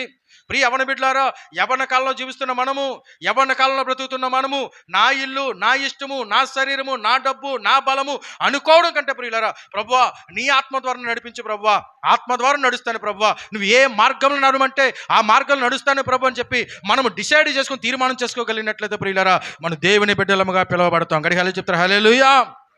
ఆత్మానుసారం నడవగలుగుతున్నామా? ఆత్మానుసారంగా ఎలా నడుస్తాము, ఆత్మ ద్వారా ఎలా పొందుకుంటామని ఆలోచన చేసినట్లయితే మనలో ఉన్న పరిశుద్ధాత్మదేవుడు చేసిన కార్యాలు ఏంటంటే కొన్ని అవుట్లైన్ చెప్పే ప్రయత్నం చేస్తాను. చాలా జాగ్రత్తగా గమనించండి. యోహాను సువార్త 16 అధ్యాయం 8వ వచనం చదవండి స్పీడ్గా. యోహాను సువార్త 16 అధ్యాయం 8వ వచనం చదవండి ఒకసారి ఎవరైనా. యోహాను ఆత్మదేవుడు ఏం చేస్తాడు అని ఆలోచన చేస్తున్నట్లయితే 16:8 చదవండి. ఆయన వచ్చి పాపమును గూర్చియు, నీతిని గూర్చియు, తీర్పును గూర్చియు లోకమును ఏం చేస్తాడో తెలుసా? ఆయన ఒప్పింపజేస్తాడు. పరిశుద్ధాత్మదేవుడు ఎటువంటి వాడండి? ఆయన నీ పాపమును గురించి, నీతిని గురించి, తీర్పును గురించి ఏం చేస్తాడో తెలుసా? ఆయన ఒప్పింపజేస్తాడట. ఆయన పని అది. పరిశుద్ధాత్మ నీలోకి వస్తే నేను పాపము నుంచి ఆయన ఒప్పింపజేసి ఆయన పరిశుద్ధులుగా జీవిస్తాడు. మన టాస్క్ ఏంటి? మన పరిశుద్ధులు ఎలా జీవించాలనేది కదా టాస్క్ మంది. పరిశుద్ధంగా ఎలా బ్రతకాలనేది కదా మన ప్రశ్న మంది. నువ్వు పరిశుద్ధంగా జీవించాలంటే మొట్టమొదటి ఎవరితో కనెక్ట్ అవ్వాలి? పరిశుద్ధాత్మదేవునితో కనెక్ట్ అయితే ఆ పరిశుద్ధాత్మదేవుడు పాపము నుంచి, నీతిని గురించి, తీర్పుని గురించి నీ లోపల నుండి ఏం చేస్తాడో తెలుసా? నేను ఒప్పింపజేసి నేను పాపిగా కాకుండా పరిశుద్ధంగా జీవించడానికి పరిశుద్ధాత్మదేవునికి సహాయం చేస్తాడు ప్రియులారా. రెండవదిగా మనం ఆలోచన చేస్తూ ఉన్నట్లయితే మొదటి తిమోతి రాసిన పత్రిక 1వ అధ్యాయం 7వ వచనం మనం చదవగలిగినట్లయితే ఒక చక్కని మాట అక్కడ రాయబడి ఉంది. అందరూ కూడా మీ బైబిల్ అంతా తీసుకొని చూడండి ఒకసారి. మొదటి తిమోతి రాసిన పత్రిక 1వ అధ్యాయం 7వ వచనం చదవండి ఎవరైనా సరే ఒకసారి. చదవమ్మా. కొందరు వీటిని మానుకొని తొలగిపోయి ఒక్కసారమ్మా 2వ తిమోతి రాసిన పత్రిక అనుకుంటాను చూడండి ఒకసారి. 2వ తిమోతి రాసిన పత్రిక 2వ తిమోతి రాసిన పత్రిక 1వ అధ్యాయం 7వ వచనం. దేవుడు మనకు శక్తియు, ప్రేమయు, ఇంద్రియ నిగ్రహము గల ఆత్మని ఇచ్చెను గాని పిరికితనము గల ఆత్మను, అంటే దేవుడు మనకి ఏ ఆత్మ ఇచ్చాడని చెప్పాలి. ఏ ఆత్మని ఇచ్చాడట? ఏమండి ఏ ఆత్మని ఇచ్చాడు? శక్తియు, ప్రేమయు, మూడో ఆత్మ ఏంటట? ఇంద్రియ నిగ్రహము గల ఆత్మనిచ్చాడట. అంటే శక్తి గల ఆత్మ అంటే దేవుని గురించి సాక్ష్యం అవడానికి, ఏంటి ప్రేమ గల ఆత్మ అంటే దేవుని యొక్క ప్రేమను మనకు ప్రేమను అనేక మంది పంచడానికి, మూడవదిగా ప్రియులరా ఇంద్రియ నిగ్రహం గల ఆత్మ అంటే అది మన గురించి దేవుడు ఇచ్చాడు. ఇంద్రియ నిగ్రహము, self control, self discipline spirit అంటారు దాన్ని ఇంగ్లీష్లో. ఇంద్రియ నిగ్రహం గల ఆత్మ. మన ఇంద్రియాలను మనం నిగ్రహం చేసుకోవాలి. ప్రియులరా మన ఇంద్రియాలు నిగ్రహం చేసుకోగలమా? ఏమండి కరెక్ట్గా 1 గంట దాటిపోయింది అనుకోండి, 12 పోతుంది టైం, అక్కడ ఇంకో 30 గంట అయితే మన కడుపులో ఏం పరిగెడుతుంటుంది? ఎలకలు స్పీడ్గా పరిగెడుతూ ఉంటాయి. అప్పుడు మన ఆకలిని తట్టుకోగలమా? తట్టుకోలేం. మన ఇంద్రియాలను మనం నిగ్రహం చేసుకోలేం ప్రియులారా. అందుకే పౌలు భక్తుడు మాట్లాడితే ఏమంటాడు తెలుసా? ఒకవేళ నా శరీరము నా మీద ఏదైనా అదాటి చూపిస్తుందేమో, నా శరీరం నా మీద కంట్రోల్ చేస్తుందేమని నేను నా శరీరం కంట్రోల్లోకి వెళ్లకుండా నేను నా కంట్రోల్లోకి నా శరీరం వచ్చినట్లుగా నేను నా శరీరాన్ని పెంటగా ఎంచుకున్నాను, దాన్ని వ్యయపరిచాను, దాన్ని ఉపవాసం ఉండడం ద్వారా, దాన్ని దేవుని సన్నిధిలో నిలబెట్టడం ద్వారా, దాన్ని మోకరింపజేయడం ద్వారా నా శరీరాన్ని నేను కంట్రోల్ చేసుకున్నాను అన్నాడు పౌలు భక్తుడు ప్రియులారా. ఏమండి మనం కంట్రోల్ చేసుకోగలమా? అమ్మా రండి ఉపవాస ప్రార్థన చేద్దాం అంటే ఎంతమంది వస్తాం? ప్రియులో చాలా జాగ్రత్తగా గమనించండి. ఉపవాసం ఉండి ప్రార్థన చేద్దాం, మోకరించి ప్రార్థన చేద్దాం అంటే అయ్యా పాస్టర్ గారు నా వల్ల కాదండి, ఉపవాసం ఉండడం నా వల్ల కాదు. ఎందుకంటే మనం శరీరం కంట్రోల్లోకి వెళ్ళిపోయాం, ఇంద్రియ నిగ్రహం మనకు లేదు. కానీ మనలో ఉన్న పరిశుద్ధాత్మ దేవుడు ఎటువంటి ఆత్మను మనకి ఇస్తున్నాడు తెలుసా? ఇంద్రియ నిగ్రహం గల ఆత్మను మనకి ఇస్తూ ఉన్నాడు ప్రియులరా. చాలా జాగ్రత్తగా గమనించండి. ఇంద్రియ నిగ్రహం అంటే దేనికి? ఒక్క శరీరం గురించి కాదు, మన శరీరం పట్ల మనకి ఏముండాలి తెలుసా? అథారిటీ ఉండాలి. మన శరీరం మీద మనం కంట్రోల్ చేయాలి, మన శరీరం మన కంట్రోల్ చేయడం కాదు. ప్రియులో చాలా జాగ్రత్తగా గమనించండి. రెండోదిగా దేని విషయంలో కంట్రోల్ ఉండాలి తెలుసా? మన సమయం విషయంలో కూడా మన కంట్రోల్ ఉండాలి. ఏ విషయంలో కంట్రోల్ ఉండాలండి? సమయం విషయంలో కంట్రోల్ ఉండాలి. ఊరికినే పిచ్చాపాటి మాట్లాడుకుంటే 8 గంటలు మాట్లాడుతాం, మన సమయం దొరికిపోతుంటుంది, మనకు తెలియదు కూడా. అప్పుడే అయిపోయిందా సాయంత్రం? అప్పుడే కొంచెమే మాట్లాడి నడిపించింది, అప్పుడే అయిపోయింది సాయంత్రం అనుకుంటా. పక్కలతో మాట్లాడుతున్నప్పుడు, స్నేహితులతో మాట్లాడుతున్నప్పుడు. దేవుని యొక్క సన్నిధిలో కూర్చోవాలంటే ప్రియులారా ఒక 2 గంటలు కూర్చోవాలంటే ఎన్నిసార్లు చూస్తామో గడియారం వైపు? ఉందా? సమయం పట్ల మనకి కంట్రోల్ ఉందా? దేవుడు అంటాడు కదా, దినములు చెడ్డవి గనుక మీరు సమయమును పోనీయక అజ్ఞానుల వలె కాక జ్ఞానుల వలె నడుచుకోనండి అన్నాడు. గడియాలే చెప్పండి హల్లెలూయా. సమయాన్ని సరిగ్గా వాడుకోవాలి. ఇదిగో ఒక దైవసేవకుడు చెప్తాడు కదా, మనం కోల్పోయిన సమయము, మనం ఖర్చు పెట్టిన రూపాయి ఇప్పుడు కూడా తిరిగి రావట. అర్థమైందండి? మనం ఇంతవరకు కోల్పోయిన సమయం కానీ, మనం ఖర్చు పెట్టిన రూపాయి కానీ ఇప్పుడు రాదట. నేను నా బర్త్డేకి వెళ్ళాలంటే వెళ్ళగలను, మళ్ళీ 2025 సంవత్సరం జనవరి 1కి వెళ్ళాలంటే వెళ్ళగలను నేను. టైం మిషన్కి వెళ్ళలేను. అవేవో ఊరికి చెప్పే మాటలు తప్ప ఏ టైం మిషన్ కూడా వెనక్కి తీసుకుని వెళ్ళదు, ఏ టైం మిషన్ కూడా ముందుకు తీసుకుని వెళ్దాం ప్రియులారా. చాలా జాగ్రత్తగా గమనించండి. మన సమయాన్ని చాలా వృధా చేసేసుకున్నాం, అజ్ఞానుల వల్ల సమయాన్ని వృధా చేసుకున్నాం. దేవుని సన్నిధిలో గడపాల్సిన సమయం గడపలేకపోతూ ఉన్నాం, ప్రార్థనలో గడపాల్సిన సమయాన్ని గడపలేకపోతూ ఉన్నాం, దేవుని స్తుతించే విషయంలో గడపాల్సిన సమయాన్ని గడపలేకపోతూ ఉన్నాం. చాలా సమయాన్ని వేస్ట్ చేసుకున్నాం. దేవుడు మాట్లాడుతున్నాడు కదా, వేస్ట్ చేసుకున్న సమయం ఏదో వేస్ట్ చేసేసుకున్నారు. మీ పితరుల ఆచారం చెప్పుని మీరు నడిచేస్తారు ఇంతవరకు, కానీ ఇక మీద మీరు ఎలా నడవాలి తెలుసా? మీ పితరుల ఆచారం చెప్పుని నడవక దేవుడు పరిశుద్ధుడై ఉన్నాడు కాబట్టి ఆయన ప్రకారంగా మీరు కూడా పరిశుద్ధంగా నడవండి అని దేవుడు మనం పిలుస్తూ ఉన్నప్పుడు ప్రియులారా, మన సమయాన్ని కూడా మనం ఏం చేసుకోవాలో తెలుసా? దాన్ని వృధా చేసుకోకుండా దాని మీద మన కంట్రోల్ ఉండగలగాల ప్రియులారా. దాని మీద నిగ్రహం కలిగి ఉండాలి. మన సమయం మీద మొట్టమొదటిగా మన శరీరం మీద మన నిగ్రహం కావాలి, రెండవదిగా మన సమయం మీద మనకి నిగ్రహం కావాలి ప్రియులారా, మూడవదిగా మన ధనం మీద కూడా మనకి ఏం కావాలో తెలుసా? మనకు నిగ్రహం కావాలి అని లేఖనం చాలా స్పష్టంగా మాట్లాడుతూ ఉంది. ఊరికనే ఖర్చు పెట్టేస్తుంది ధనం ప్రియులారా. ఏమంటే నెలకి సంపాదించింది 10 రోజులు ఖర్చు పెట్టేస్తాం, మిగతా 20 రోజులు ఎవడ ముఖం చూడాల్సి వస్తుంది చాలా సందర్భాల్లో. ఏమంటే ధనం మీద కంట్రోల్ ఉందా? ఆ చర్చిలో ఒకప్పుడు ఉండేవారు, ఫస్ట్ దినాల్లో మటన్ కూరతో అన్నం తినేసి దేవుడు స్తుతించేవారు. ఆ చివరి దినాలకు వచ్చేసరికి ఒట్టిచారు కూడా ఉండేది కదా ఇంట్లో, దేవుడు ఉన్నాడు అని చెప్పి దేవునికి ప్రశ్న వేసేవారు. అటువంటి జీవితం మనం జీవిస్తున్నామా ప్రియులారా? చాలా జాగ్రత్తగా గమనించండి. మన ధన విషయంలో కూడా ఎలా ఖర్చు పెట్టాలో పరిశుద్ధాత్మ దేవుడు మనతో మాట్లాడుతూ ఇంద్రియ నిగ్రహం గల ఆత్మదేవుడు మనకి ఇచ్చాడు ప్రియులారా. దేవుని సంగమ చాలా జాగ్రత్తగా గమనించండి. ఎలా ఖర్చు పెడుతున్నావు దినాన్ని? నా ధనం అండి, నా ఇష్టం అండి, నా ఇష్టానుసారం ఖర్చు పెడుతున్నా అంటున్నావా? దేవుడు దానికి ఒప్పుకోడు ప్రియులారా. ఒక ఎగ్జాంపుల్ చెప్పంటావా? దేవుడు సమయానికి ఎంత వాల్యూ ఇచ్చాడో ధనాన్ని కూడా అంతే వాల్యూ ఇచ్చాడు. ఎలా తెలుసా? తబ్గా అనే కొండ మీద యేసుక్రీస్తు ప్రభువు 3 దినాలు విస్తారంగా ప్రసంగించాడు. ప్రజలందరూ కూడా ఆయన ప్రసంగం మంత్రముగ్ధులైపోయి ఆకలి లేకుండా దాహం లేకుండా అలా ఉండిపోయారు. 3 దినాలు అయిపోయింది, సాయంకాలం అయిపోతూ ఉంది, మధ్యాహ్నం అయిపోతూ ఉంది. శిష్యులు ఉన్నారు కదా, ప్రభువా వదిలే ప్రభువా, వీళ్ళు మూర్చపోయినట్టున్నారు, వీరిని పంపించే అని శిష్యులు చెప్పగానే యేసుప్రభు ఏమన్నాడు తెలుసా? వారిని ఎందుకు పంపించడం, మీరే ఆహారం పెట్టండి అన్నాడు. వెంటనే తోమగారు లెక్కేస్తారు ప్రియులారా. మత్తయ్య గారు ఎవరో ఒక లెక్క వేసేవాడిని తెలుసా? ప్రభు వీరందరికీ ఆహారం పెట్టాలంటే 150 దేనారాలు ఉండాలన్నాడు. 150 దేనారాలు అంటే 6 నెలలు పనిచేస్తే ఎంత డబ్బులు వస్తుందో అంత డబ్బులు ఉండాలన్నాడు. ప్రియుల లెక్కల మాస్టర్లు చాలా మందిలో ఉంటారు కదండి. దేవుడు అంటాడు కదా, అవన్నీ మాకు తెలియదు, మీరు భోజనం పెట్టండి అని చెప్పి వారందరూ కూడా 50 మంది గాను 100 మందిని కూర్చోబెట్టమన్నాడు. ఇప్పుడు ఆంధ్రయ్య సందర్శించాడు. ఎవరో చిన్నపిల్లవాని దగ్గర ఒక 5 రొట్టెలు 2 చిన్న చేపలు ఉన్నాయి. మనకు తెలిసిన మాటలు ఇవన్నీ కూడా. 5 రొట్టెలు 2 చిన్న చేపలు ఉంటే ఆ 5 రొట్టెలు 2 చిన్న చేపలు యేసుప్రభు చేతిలో పెట్టాడు. యేసుప్రభు ఏం చేశాడండి? దాన్ని ఆకాశం వైపు చూసి దాన్ని కృతజ్ఞతాస్తుతులు చెల్లించి ఆ రొట్టెను విరవడం ప్రారంభించాడు, ఆ చేపను విరవడం ప్రారంభించాడు. ఎప్పుడైతే రొట్టెను చేపను విరవడం ప్రారంభించాడో అవన్నీ కూడా మల్టిప్లై అయిపోతూ ఉన్నాయి. వారందరూ తిని తృప్తి పొందిన తర్వాత ప్రియులారా, యేసుప్రభు ఏమన్నాడు తెలుసా? ఏమీయో నష్టపోకుండా అన్నిటిని కూడా గంపలెత్తేమన్నాడు. చదువుతారా? మాట చదువుతారా? యోహాను సువార్త 6వ అధ్యాయం 12వ వచనం స్పీడ్గా చదవండి ఒకసారి. యోహాను సువార్త 6వ అధ్యాయం 12వ వచనం స్పీడ్గా చదవండి. యోహాను సువార్త 6వ అధ్యాయం 12వ వచనం చదవండమ్మా. వారు తృప్తిగా తినిన తర్వాత ఈ మాట అంటలో చేసుకోండి, ఏమీయో నష్టపోకుండా ఎన్ని గంపలండి? మిగిలిన ముక్కలు పోగు చేయడని యేసుప్రభు ఆజ్ఞాపించాడు. ఏమని ఆజ్ఞాపించాడండి? ఏమీయో నష్టపోకూడదు, ఏమీ వృధా అయిపోకూడదు. మన వరకు వద్దాం, చాలా జాగ్రత్తగా నుంచండి. ఇంట్లో మన ఇంట్లో 4 ఉంటే ఒక 1/2 కేజీ బియ్యం పట్టింది అనుకోండి, మనం ఎంత బియ్యం వండుతాం? కేజీ బియ్యం వండుతాం. ఎందుకని? సడన్గా ఎవరో చుట్టాలు వచ్చారు అనుకోండి, మరి వారికి ఎలగండి అని చెప్పి కేజీ బియ్యం వండుతాం. చుట్టాలు ప్రతిరోజు వచ్చేస్తారండి ప్రశాంత్ గారు? చుట్టాలు ప్రతిరోజు వచ్చేస్తారా? రారు కదా. 1/2 కేజీ తింటాం, మిగతా 1/2 కేజీ ఎక్కడికి వెళ్ళిపోద్ది మనకి? అయితే కుక్కలకో లేకపోతే కాలువలోకి వెళ్ళిపోద్ది. ఏమంటే మన ఇంటి మీద కాలువ అంటే ఎంత అన్నం ఉంటుందో చూసారు చాలా మంది సందర్భాల్లో. ఏం చేస్తున్నాం మనం? ధనాన్ని, మనం సంపాదించిన మన రక్తాన్ని, మన ధనాన్ని ఏం చేస్తున్నాం తెలుసా? మనం వృధపరిచేస్తున్నాం, వ్యయపరిచేస్తున్నాం. కొంతమంది పల్లెలు చూడండి ప్రియులు, చాలా జాగ్రత్తగా గమనించండి. ఆ పల్లె ఎలాగ ఉంటుంది తెలుసా? అన్నమంతా పల్లెలోనే ఉంటుంది, ఏం తింటాడో తెలియదు మా అయ్యగారు.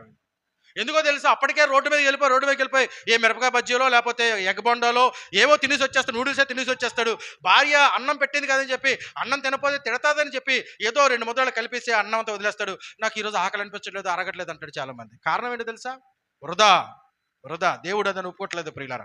ఏమీ నష్టపోకూడదు ప్రియులో, చాలా జాగ్రత్తగా ఉంచండి. నేటి దినాలు ఎంత టెక్నాలజీ తెలుసా? ఏ రాత్రి కాల సమయంలో చుట్టాలు వచ్చినా సరే ఒక 10 నిమిషాలు వంట చేసిన ఫెసిలిటీ మనకు ఉందా లేదు? ఇప్పుడు కుక్కర్లో పెడితే 10 నిమిషాలు వంట అయిపోతుంది కదండి. పెరుగు ప్యాకెట్ పెట్టుకుంటే పెరుగుతో పెట్టేయచ్చు మిడ్ నైట్ వచ్చినా సరే. దాని గురించి ప్రతిరోజు ఒక 1/2 కేజీ బియ్యాన్ని వేస్ట్ చేస్తున్నావు. ఆ వేస్ట్ దేవుడు కాదంటున్నాడు ప్రియులారా. అలా చేయకూడదు. అది దేవుని ఆత్మతో నడిపించబడ్డం కాదు, ఇంద్రియ నిగ్రహంగా ఆత్మనే దేవుడు మనకు అనుగించారు ప్రియులారా. నా ప్రియ దేవుని బిడ్డలారా, దేవుని ఆత్మ ప్రకారం నడుస్తున్నావా? దేవుని ఆత్మ ప్రకారం నడిచే వ్యక్తివైతే నువ్వు ధనాన్ని వేస్ట్ చేయవు. నువ్వు దేవుని ఆత్మ ప్రకారంగా నడిచే వ్యక్తివైతే నువ్వు సమయాన్ని వృధా చేసుకోవు. నువ్వు దేవుని ఆత్మ ప్రకారంగా నడిచే వ్యక్తివైతే దేవునికి ఎటువంటి ఆత్మనిచ్చాడో తెలుసా? ఇంద్రియ నిగ్రహం గల ఆత్మనిచ్చాడు. దేవుడు శక్తి గల ఆత్మనిచ్చాడు. దేవుడు ప్రేమ గల ఆత్మనిచ్చాడు. గడిహాలే చెప్పండి హల్లెలూయా. ప్రియ దేవుని బిడ్డలారా, దేవుడు గొప్పవాడు ప్రియులారా. ఆయన ఆత్మ ద్వారా మనల్ని నడిపించడానికి ఆయన ఇష్టపడుతూ ఉన్నాడు. దేవుడు దేంతో కనెక్ట్ అవ్వమన్నాడు ఇశ్రాయేలు ప్రజల్ని? దేంతో కనెక్ట్ అవ్వమన్నాడు? ఆ ముందు విషయాలు మర్చిపోకూడదు. మేఘముతో కనెక్ట్ అవ్వమన్నాడు. దేవుడు మనం దేంతో కనెక్ట్ అవ్వమంటున్నాడు? పరిశుద్ధాత్మతో కనెక్ట్ అవ్వమంటున్నాడు. రెండో విషయం దగ్గరకు వస్తాను, చాలా జాగ్రత్తగా గమనించండి. అదే సంఖ్యాకాండం 9వ అధ్యాయం చూడండి ఒకసారి. అదే సంఖ్యాకాండం 9వ అధ్యాయం. ఈసారి రెండో మాట దగ్గరకు వస్తాను, చాలా జాగ్రత్తగా గమనించండి ప్రియులరా. ఇక రెండో మాట దగ్గరకు వచ్చినప్పుడు ఒక మాట చెప్తాను చూడండి. 18 వచ్చిన చదవండి ఎవరైనా సరే. సంఖ్యాకాండం 18 వచ్చాం. గట్టి చదవమా. యెహోవా నోటి మాట చొప్పున. చాలు. ఇక ఈ మాట ఎక్కడెక్కడ రాయబడింది తెలుసా? యెహోవా నోటి మాట చొప్పున 18వ వచనంలో రాయబడి ఉంది. 20వ వచనంలో చదవండి. 20వ వచనం కూడా రాయబడి ఉంది చూడండి ఒకసారి. 20వ వచనంలో కాదు, యెహోవా నోటి మాట చొప్పున మాట రాయబడింది అక్కడ. యెహోవా నోటి మాట చొప్పున. 23వ వచనం చదవండి ఒకసారి. యెహోవా మాట చొప్పున. ఇక్కడ రిపీటెడ్గా వాడబడుతున్న రెండో పదం ఏంటో తెలుసా? యెహోవా మాట చొప్పున. ఇశ్రాయేలు పిల్లలతో మాట్లాడితే ఏమంటాడు తెలుసా? మోసే, మీరు మొట్టమొదటిగా మేఘంతో కనెక్ట్ అవ్వాలి. రెండోదిగా దేంతో కనెక్ట్ అవ్వాలి? యెహోవా మాట కనెక్ట్ అవ్వాలి. What is the word of God? ఏది యెహోవా మాట అంటే అది దేవుని యొక్క వాక్యం కాదు. దేవుని యొక్క వాక్యంతో మనం కనెక్ట్ అవ్వాలి. నూతన నిబంధన క్రైస్తవులుగా ప్రియులరా, మనం దేనితో కనెక్ట్ అవ్వాలో తెలుసా? ఈ దేవుని యొక్క వాక్యంతో కనెక్ట్ అవ్వాలి. సూటిగా చెప్పండి, యథార్థంగా చెప్పండి, ఎంతమంది ఈరోజు దేవుని యొక్క వాక్యం చదివారు? చదివామా? కనెక్ట్ అవ్వగలుగుతున్నామా? ఎంతమంది ఈ చివరి నుంచి ఆ చివరి వరకు ఈ వాక్యం దేవుని యొక్క వాక్యాన్ని చదవగలిగారు? ఏమండి, క్యాలెండర్లో ఒక మాట చదివేసాము, దేవుని యొక్క వాక్యం చదివేశానండి, దేవుని దీవించేస్తాడు అనుకోవడానికి వీల్లేదు ప్రియులారా. అలా క్యాలెండర్లో చదివే ఒక వ్యక్తి ఇలాగా బైబిల్ తీసి చదవడం అలవాటు. ఆ వ్యక్తికి తెల్లవారులేచి ఎక్కడో బయటికి వెళ్ళే ముందు తన దగ్గర బైబిల్ ఉంటే అప్పుడే జిప్పు తీసి ఇలా పేజీ తిరిగేసి ఫస్ట్ తన ఐ సైట్ కను దృష్టి ఎక్కడ పడుతుందో అది చదివేసి ఆ మాట చదివేసి వెళ్ళిపోతూ ఉండేవాడట. చాలా శంకలు గుద్దేసుకుంటూ ఉండేవాడు. కారణం ఏంటో తెలుసా? నేను దేవుని యొక్క వాక్యం చదివాను, దేవుని యొక్క వాక్యం ద్వారా నడవబడుతున్నాను చెప్పి అనుకునేవాడట. అది కాదు. ఇలా ఆ రోజు ఏటో బైబిల్ తీసి చదవగానే ఒక వచనం వచ్చిందట. ఏ వచనం వచ్చిందంటే యోధా ఉరి పోసుకొని చచ్చిపోయాను అని వచనం వచ్చిందట. ఏం వచ్చిందండి? యోధా ఉరి పోసుకొని చచ్చిపోయిన వచనం వచ్చిందట. అయ్యో ఇది బాగోలేదు, చెడ్డ మాట వచ్చింది, మంచి మాట రాలేదు, నేను ప్రయాణమే బయటకు వెళ్తున్నాను, ఇటువంటి మాటలు రాకూడదని చెప్పి మరలా కళ్ళు మూసుకొని ప్రభు మంచి మాట అని చెప్పి మరలా బైబిల్ మూసేసి మరలా బైబిల్ తెరిచి సడన్గా ఒకదే చేపెట్టాడట. అక్కడ ఏముందో తెలుసా? నీవును అలాగూ చేయని మాట వచ్చిందట. ఏమొచ్చిందండి? అంటే ఏం చేయాలట? యోధా ఉరి పోసుకొని చచ్చిపోయినట్టు మనం కూడా చచ్చిపోమంటున్నాడు దేవుడు. ఇది బాగోలేదని చెప్పి బాబాయ్ చూచని చెప్పేసి అలా అనుకొని ప్రియులు మరలా బైబిల్ మూసి మరలా బైబిల్ ఓపెన్ చేసి మరలా కళ్ళు మూసుకొని ఒక చెయ్యి అలా పెట్టి చదివితే ఏమని తెలుసా? తడువు చేయటం ఎందుకు తడువు చేస్తున్నావు, ఎందుకు ఆలస్యం చేస్తున్నావు? ఇలా ఉంటుందండి అక్కడక్కడ బైబిల్ చదివిన వాళ్ళకి. బైబిల్ అంతా ఎలా చదవాలి తెలుసా? క్రమంగా చదవాలి, నీట్గా చదవాలి. ప్రియుల చాలా జాగ్రత్తగా ఉంచండి. మనం చదివిన బైబిల్ గ్రంథం ప్రియులరా మన జ్ఞానం లేని వారిని జ్ఞానవంతులుగా చేస్తుంది. మీకు తెలుసా? ఇప్పుడు 2 కుమార్తెలు కానీ జాషువా జ్ఞానం లేనివాడు ప్రియులారా. వాళ్ళ తల్లికి అడగండి, లేకపోతే వాళ్ళ ఎవరికైనా అడగండి చెప్తారు. చిన్నప్పుడు ఆయన కొట్టుకెళ్ళి టమాటాలు తీసుకురంటే గుడ్లు తెచ్చేవాడు ఆయన చిన్న వయసులో. నాకు అనేది బాబు కొంచెం ప్రార్థన చేయండి, నా కొడుకు అసలు జ్ఞానం లేదు, టమాటాలు తెమ్మంటే గుడ్లు తెస్తున్నాడు, గుడ్లు తెమ్మంటే వంకలు తెస్తున్నాడు, అసలు ఏమీ కూడా మెమరీ పవర్ లేదు, ప్రార్థన చేయండి అంటే ఒక మాట చెప్పాను. అమ్మా ఓ పని చేస్తావంటే చేస్తాను బాబు, ఏంటంటే నీ కొడుక్కి ప్రతిరోజు కూడా బైబిల్ చదివించామని చెప్పాను. నిజంగా ఆ చిన్న వయసులో, ఇప్పుడు చదువుతాం లేదు నాకైతే తెలియదు, కానీ ఆ జాషువా చిన్న వయసులో బైబిల్ అంతా చదివాడు. చాలా స్పీడ్గా చదివాడు. 4 సార్లు నాకు తెలిసి 4 సార్లు బైబిల్ కంప్లీట్ చేశాడు ప్రియులరా. ఇప్పుడు ఆ జ్ఞానహీనుడు జాషువా ప్రియులరా మంచి 3 పిల్లల తండ్రి అయిపోయాడు. గడిహలు చెప్పండి హల్లెలూయా. ఎందుకు ఈ మాట చెప్తుంది తెలుసా? దేవుని యొక్క వాక్యమట జ్ఞానం లేని మనకి ఏం కలుగు చేస్తుంది తెలుసా ప్రియులరా? జ్ఞానం కలుగు చేస్తుంది. మీకు రిఫరెన్స్ కావాలంటే తర్వాత ఇస్తాను, కానీ ఇప్పుడు సమయం చాలా అయిపోయింది, నాకు ముందు సమయం చాలా స్పీడ్గా పరిగెట్టేస్తుంది కాబట్టి రిఫరెన్స్ రావట్లేదు. ఈ దేవుని యొక్క వాక్యం ప్రియులరా జ్ఞానం కలిగిన వారికి జ్ఞానం ఇస్తుందట. 119 చదవద్దు, కానీ ఈ దేవుని యొక్క వాక్యము పాపము చేయకుండా మనం భద్రపరుస్తుందట. నీ హృదయములో పాపము చేయకుండానట్లు నా హృదయంలో నేనేం పెట్టుకున్నాను? దేవుని యొక్క వాక్యమును పెట్టుకున్నాను అనే లేఖనం చాలా స్పష్టంగా మాట్లాడుతుంది ప్రియులారా. దేవుడు మాట్లాడుతుంటాడు కదా, యవనస్తులారా మీరు బలవంతులు. కారణం ఏంటి తెలుసా? దేవుని యొక్క వాక్యము మీలో నిలిచి ఉన్నది అన్నాడు. ఎవరి వాక్యం అట? దేవుని యొక్క వాక్యం ఎవరిలో నిలిచిందట? మనలో. యవనస్తులు నిలిచింది కాబట్టి మీరు బలవంతులు. మీరు ఎవరిని జయిస్తారు తెలుసా? శత్రువును జయిస్తారు, అపవాదిని జయిస్తారు. ప్రియుల అపవాదిని జయించే స్థితి నేటి యవనస్తుల్లో ఉందా? నేటి యవనస్తులు చర్చికి రావడమే చాలా గగనం కదండి. వాక్యం చదువుతారంటే చదవరు ప్రియులారా, వాక్యపు జ్ఞానం ప్రతి ఒక్కరు కలిగి ఉండాలి. హోషేయ గ్రంథంలో దేవుడు మాట్లాడితే ఏమంటాడు తెలుసా? నా జ్ఞానము లేక ప్రజలు ఏమైపోతున్నారు? నశించిపోతున్నారు అన్నాడు. ప్రియులారా, నాశనం అయిపోవడానికి ఇష్టపడతాం కానీ దేవుని యొక్క వాక్యం చదవడం మాత్రం మనం ఇష్టపడ్డాం. ప్రియులారా, let me encourage my dear friends, మీకు ఎంకరేజ్ చేస్తాను. మీరు ఎప్పటి నుంచైనా వాక్యం చదవబోతే ఈ రోజు నుంచైనా వాక్యం చదవడం స్టార్ట్ చేయండి. ఎందుకో తెలుసా? అతి కొద్ది దినాల్లో, అతి త్వరలో ఈ బైబిల్ కనుమరుగైపోతుంది. ఈ బైబిల్ కనుమరుగైపోతుంది. మళ్ళీ బైబిల్ చూడలేని పరిస్థితులు రాబోతున్నాయి. ప్రియులారా, ఇప్పటికే క్రైస్తవ ప్రపంచానికి భయంకరమైన దినాలు, క్రైస్తవులు పిలవబడుతున్న వరకు భయంకరమైన దినాలు, క్రైస్తవులుగా చలామణి అవుతున్న వరకు భయంకరమైన దినాలు, రానున్న దినాలు బైబిల్ గ్రంథం కూడా ఉండదు. ప్రియులారా, మీకు తెలుసా బైబిల్ అంతా శ్రేష్టమైన తెలుసా? రిచర్డ్ వరంబ్రాండ్ అనే దైవ సేవకుడు 17 సార్లు చెరసాలలో పెట్టాడట. ఎన్నో సంవత్సరాలు చెరసాలలో ఉన్నాడు. కారణం ఏంటో తెలుసా? ఈ సువార్త ప్రకటించారని, బైబిల్ను ప్రకటించారని. ప్రియులారా, చాలా సంవత్సరాలు ఆయన చెరసాలలో ఉన్నాడు. ప్రియులారా, 17 బుల్లెట్లతో ఆయన దేహం మీద బుల్లెట్లతో కాల్చబడింది. 17 బుల్లెట్లు. ఒక దగ్గర కాలిస్తే ఆ గాయం మానబడక ముందే ఇంకో దగ్గర ఆ బుల్లెట్తో కాల్చేవారట, ఇంకో దగ్గర బుల్లెట్తో కాల్చేవారు. ఒక చీకటి గదిలో ఆయన పెట్టేసేవారు. ఎవరితో సహవాసం చేయించేవారు కాదు. ఒక గజ్జి దొంగ, బందిపోటు దొంగను ఏ విధంగా ట్రీట్ చేస్తారో ఒక దైవ సేవకుని ఆ విధంగా ట్రీట్ చేశారట. ఒక వ్యక్తి జైలుకి వచ్చి తోటి ఖైదీ ఏమన్నాడంటే, అయ్యా ఆ వరంబ్రాండ్ గారు, ఈ ఉర్మేనియా దేశంలో, రష్యా కమ్యూనిస్ట్ దేశంలో మీరు సంతోషంగా జైల్లో సంతోషంగా ఉండగలుగుతున్నారు. మీరు ఎందుకండి మీ ముఖం వికసించిపోతా ఉంది? మీ ముఖం ఏమండి ఏ పువ్వు అండి?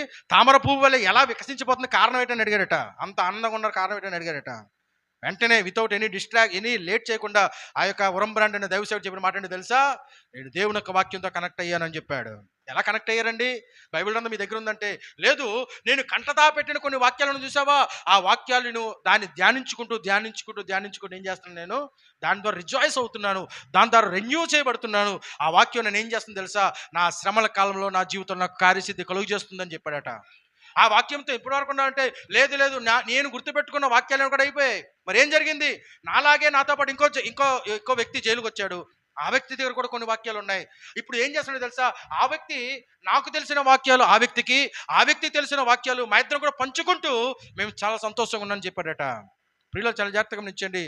అవి ఉన్నాయా? ఇప్పటికే ఉన్నాయంటే, లేదు అది కూడా అయిపోయిందని చెప్పాడట. మరి ఏం చేశారంటే, ప్రియులు చాలా జాగ్రత్తగా ఆలకించండి.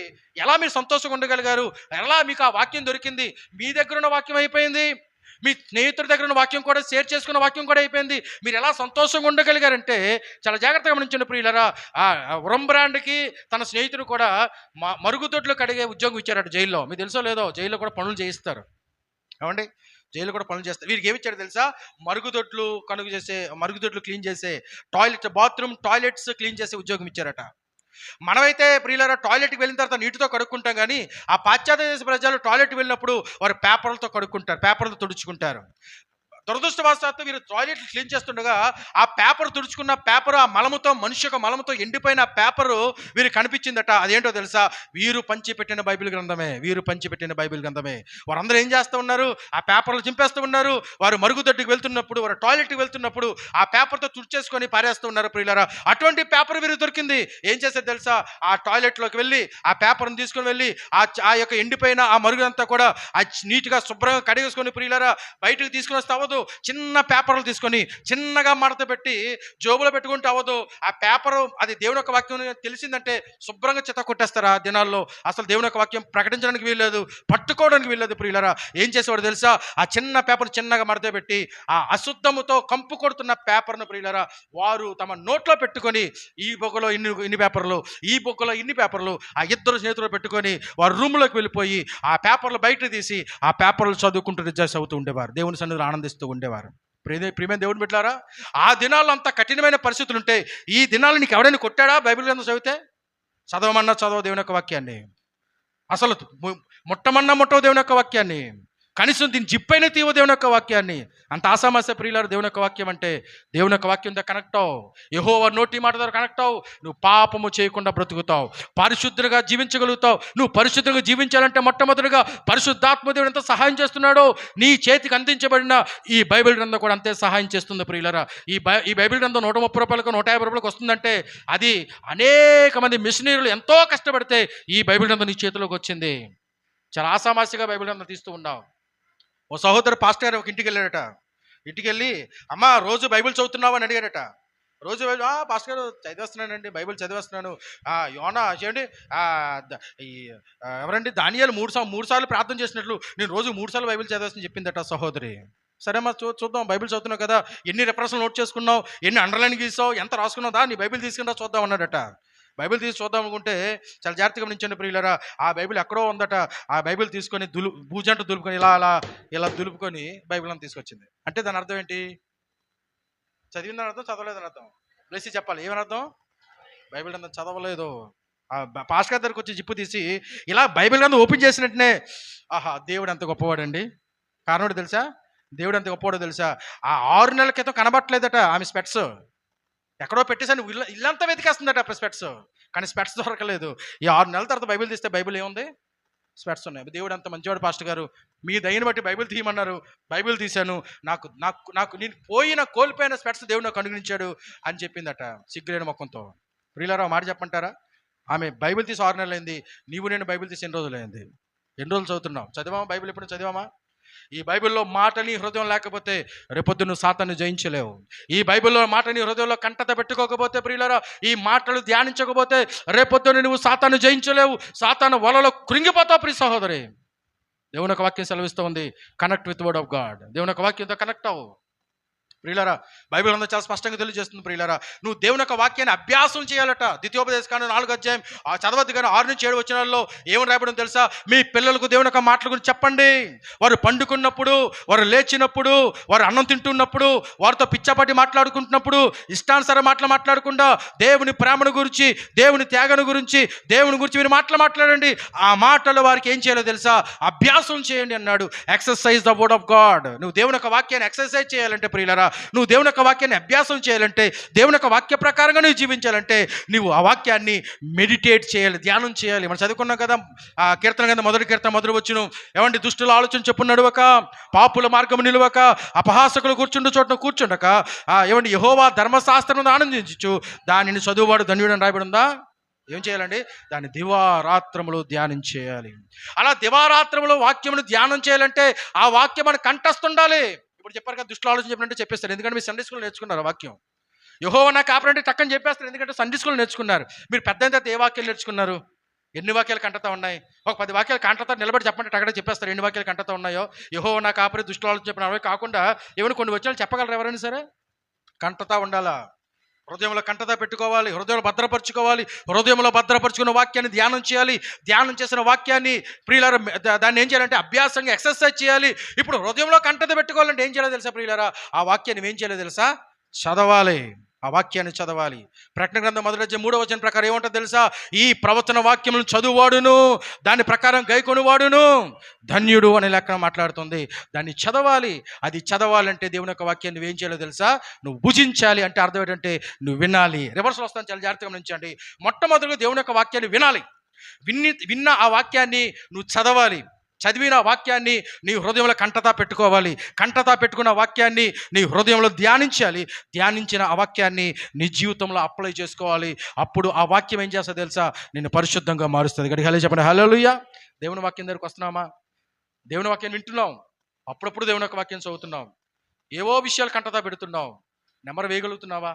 ఒక ఆవు నెమరు వేసినట్లు, ఒక గొర్రె నెమరు వేసినట్లు నీ నెమరు వేసిన ఆ వాక్యం ప్రియులారా నీ జీవితంలో గొప్ప శక్తిని తీసుకుని వస్తుంది ప్రియులారా. నా ప్రియ దేవుని బిడ్డలారా, ఆ వాక్యంతో మనం కనెక్ట్ అవ్వాలి. అప్పుడు మనం పరిశుద్ధంగా జీవించగలుగుతాం. 3వ మాట దగ్గరకు వస్తాను, చాలా జాగ్రత్తగా గమనించండి. అదే సంఖ్యాకాండం 9వ అధ్యాయం 15వ వచనం చదవండి ఒకసారి. సంఖ్యాకాండం ఆ మూల వాక్యాల దగ్గరికి మర్చిపోవద్దు. సంఖ్యాకాండం 9వ అధ్యాయం 15వ వచనం. మందిరం అనే మాట అక్కడ ఉంది. 15వ వచనంలో మందిరం ఉంది. 16వ వచనం మందిరం ఉంది. 16వ వచనంలో మందిరం ఉంది. చెప్పండి ఒకసారి అందరూ కూడా. మందిరం అని 16వ వచనంలో ఉంది. 18వ వచనంలో ఏముంది? మందిరం అనే మాట ఉంది. 19వ వచనంలో ఏముంది? మందిరం అనే మాట ఉంది. 20వ వచనంలో ఏముంది?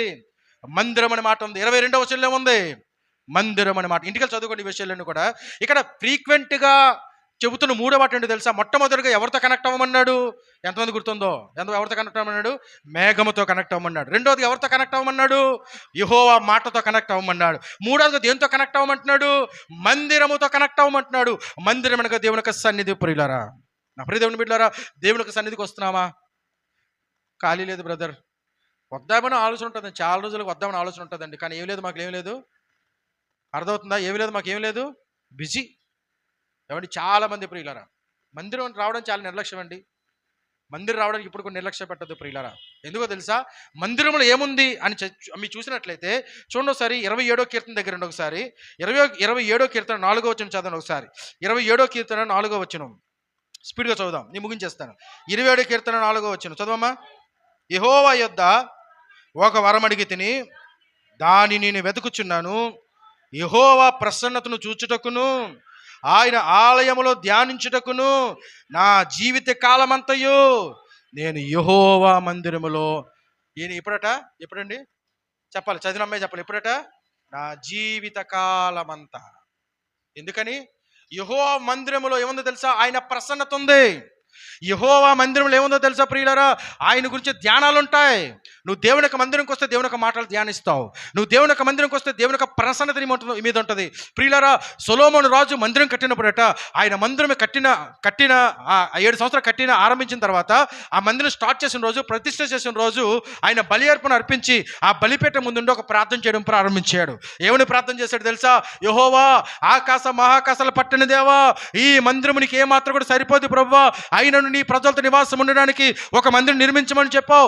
ఆ మందిరం దగ్గర ఎవరైతే అవసరతతో వచ్చారో, అక్కరతో వచ్చారో, ఇబ్బందులతో వచ్చారో, అనారోగ్యంతో వచ్చారో, అప్పుల బాధలతో వచ్చారో, సమస్యలతో వచ్చారో, కన్నీటితో వచ్చారో, దుఃఖంతో వచ్చారో, వారు నీ మందిరంలోకి వచ్చి మోకరించి ప్రార్థన చేయగా వారి యొక్క ప్రార్థన ఆలకించి వారు ప్రతి సమస్యకు జవాబు దయచే ప్రభు అని చెప్పి సొలొమోను ప్రార్థన చేశాడు.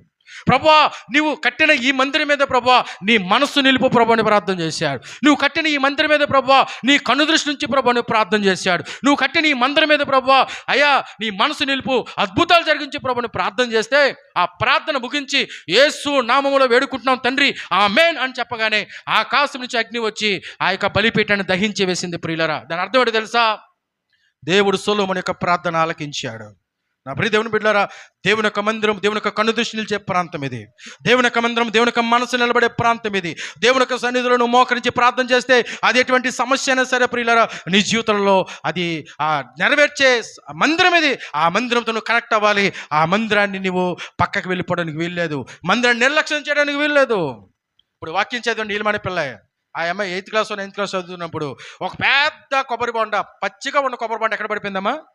తాళ మీద పడిపోయింది. సజీవ సాక్షి. నేను అబద్ధం చెప్పట్లేదు, లేకపోతే ఎవరి గురించి చెప్పట్లేదు. మన సన్నిధిలో కూర్చున్న ఈ అమ్మాయి గురించి చెప్తున్నాను. ఏమండి, వాళ్ళ నాన్నగారు తిడతారో అమ్మగారు తిడతారని చెప్పి బాధ అనిపిస్తుంది, కానీ నొప్పి ఇలా పడిపోయిందని సంగతి చెప్పలేదట. సాయంకాలం అయ్యేసరికి ఎండు కొబ్బరిపై పడితేనే మన తల అయిపోద్దండి.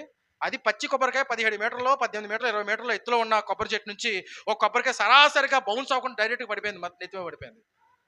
తండ్రికి తెలిసింది, తల్లికి తెలిసింది. అప్పుడే నేను డ్యూటీ నుంచి వచ్చాను. సాయంత్రం 6:30 అవుతుంది. డ్యూటీ వచ్చినప్పుడు వారు 3 కలిసి దేవునికి సన్నిధికి వచ్చారు. ఇక్కడికి వచ్చారు. దేవునికి సన్నిధిలో కూర్చొని నాతో విషయం చెప్పారు. నన్ను పదండి పైకి ప్రార్థన చేద్దామని చెప్పాం. మేము 4-5 కలిసి ఇదే ప్రాంతంలో ప్రశాంత్ దగ్గర ఎక్కడ కూర్చొని అదే ప్రాంతంలో మోకరించి ప్రార్థన చేస్తాం. ప్రభువా, నీ కుమార్తె మీద కను దృష్టి ఉంచండి అయ్యా. భయంకరమైన సమస్య, తల మీద తడింది ప్రభువా, హెడ్ ఇంజరీ అయ్యే సమస్య, లోపల లేకపోతే రక్తం గూడు కట్టే సమస్య. ప్రభువా, నీకు అసాధ్యమైంది ఏదీ లేదు ప్రభువా అని చెప్పి కన్నీటితో వారు ప్రార్థన చేశారు. కన్నీటితో మేము ప్రార్థన చేసాం. కొంతసేపు ప్రార్థనలు గడిపిన తర్వాత పదండి హాస్పిటల్కి వెళ్తామని నా దగ్గర కారు ఉంటే, వ్యాగనార్ కారు ఉంటే ఆ వ్యాగనార్ కారు పట్టుకొని వెళ్ళి పవన్స్ హాస్పిటల్ తీసుకొని వెళ్ళాం. డాక్టర్ ఉన్నాడు. ఏం జరిగిందామని చెప్పాం. ఇలాగ కొబ్బరికాయ పడిపోయిందండి, ఒక కొబ్బరికాయ పడిపోయి తల మీద పడిపోయింది, చిన్న వాపు అయితే వచ్చింది, బాగా విపరీతంగా పెయిన్ వస్తూ ఉంది, చూడండి అంటే తల మీద పడిందామని చెప్పి డాక్టర్ ఏం చేశారంటే ఇలాగ ఏమీ చెప్పలేము, లోపల గడ్డగట్టిందో లేకపోతే ఏమైందో మనకు తెలియదు, కాబట్టి మీరు ఇమీడియట్గా సిటీ స్కాన్ చేయండి అని చెప్పారు. ఆ రాత్రికాల సమయంలో ఇమీడియట్గా వెళ్ళాం. సుజాత విజయ మెడికల్స్ దగ్గరికి వెళ్ళాం. ఆ కారు మీద వెళ్ళి ప్రియులారా ప్రార్థన పూర్వకంగానే వారు ప్రార్థన చేస్తున్నాం, మేము ప్రార్థన చేస్తున్నాం. అలా ప్రార్థన పూర్వకంగానే విజయ మెడికల్స్కి వెళ్ళాం. విజయ మెడికల్స్ స్కానింగ్ చేయించాం. 9:30-10 గంటల స్కానింగ్ రిపోర్ట్ వచ్చింది.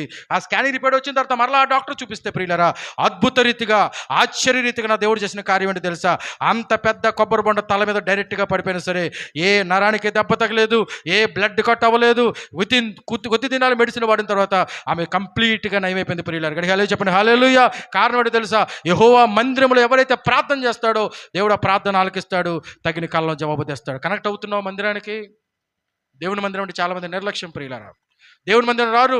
యెహోవా ఆశీర్వాదాలు కావాలి. ప్రభువా, నీ ఆశీర్వాదం వర్షం వల్ల మా మీద కుమరించబడాలి ప్రభుని ప్రార్థన చేస్తాం తప్ప దేవుని సంధికి ఇలాంటి వర్షం వస్తే ఎవరైనా దేవుని సంధికి వస్తారా?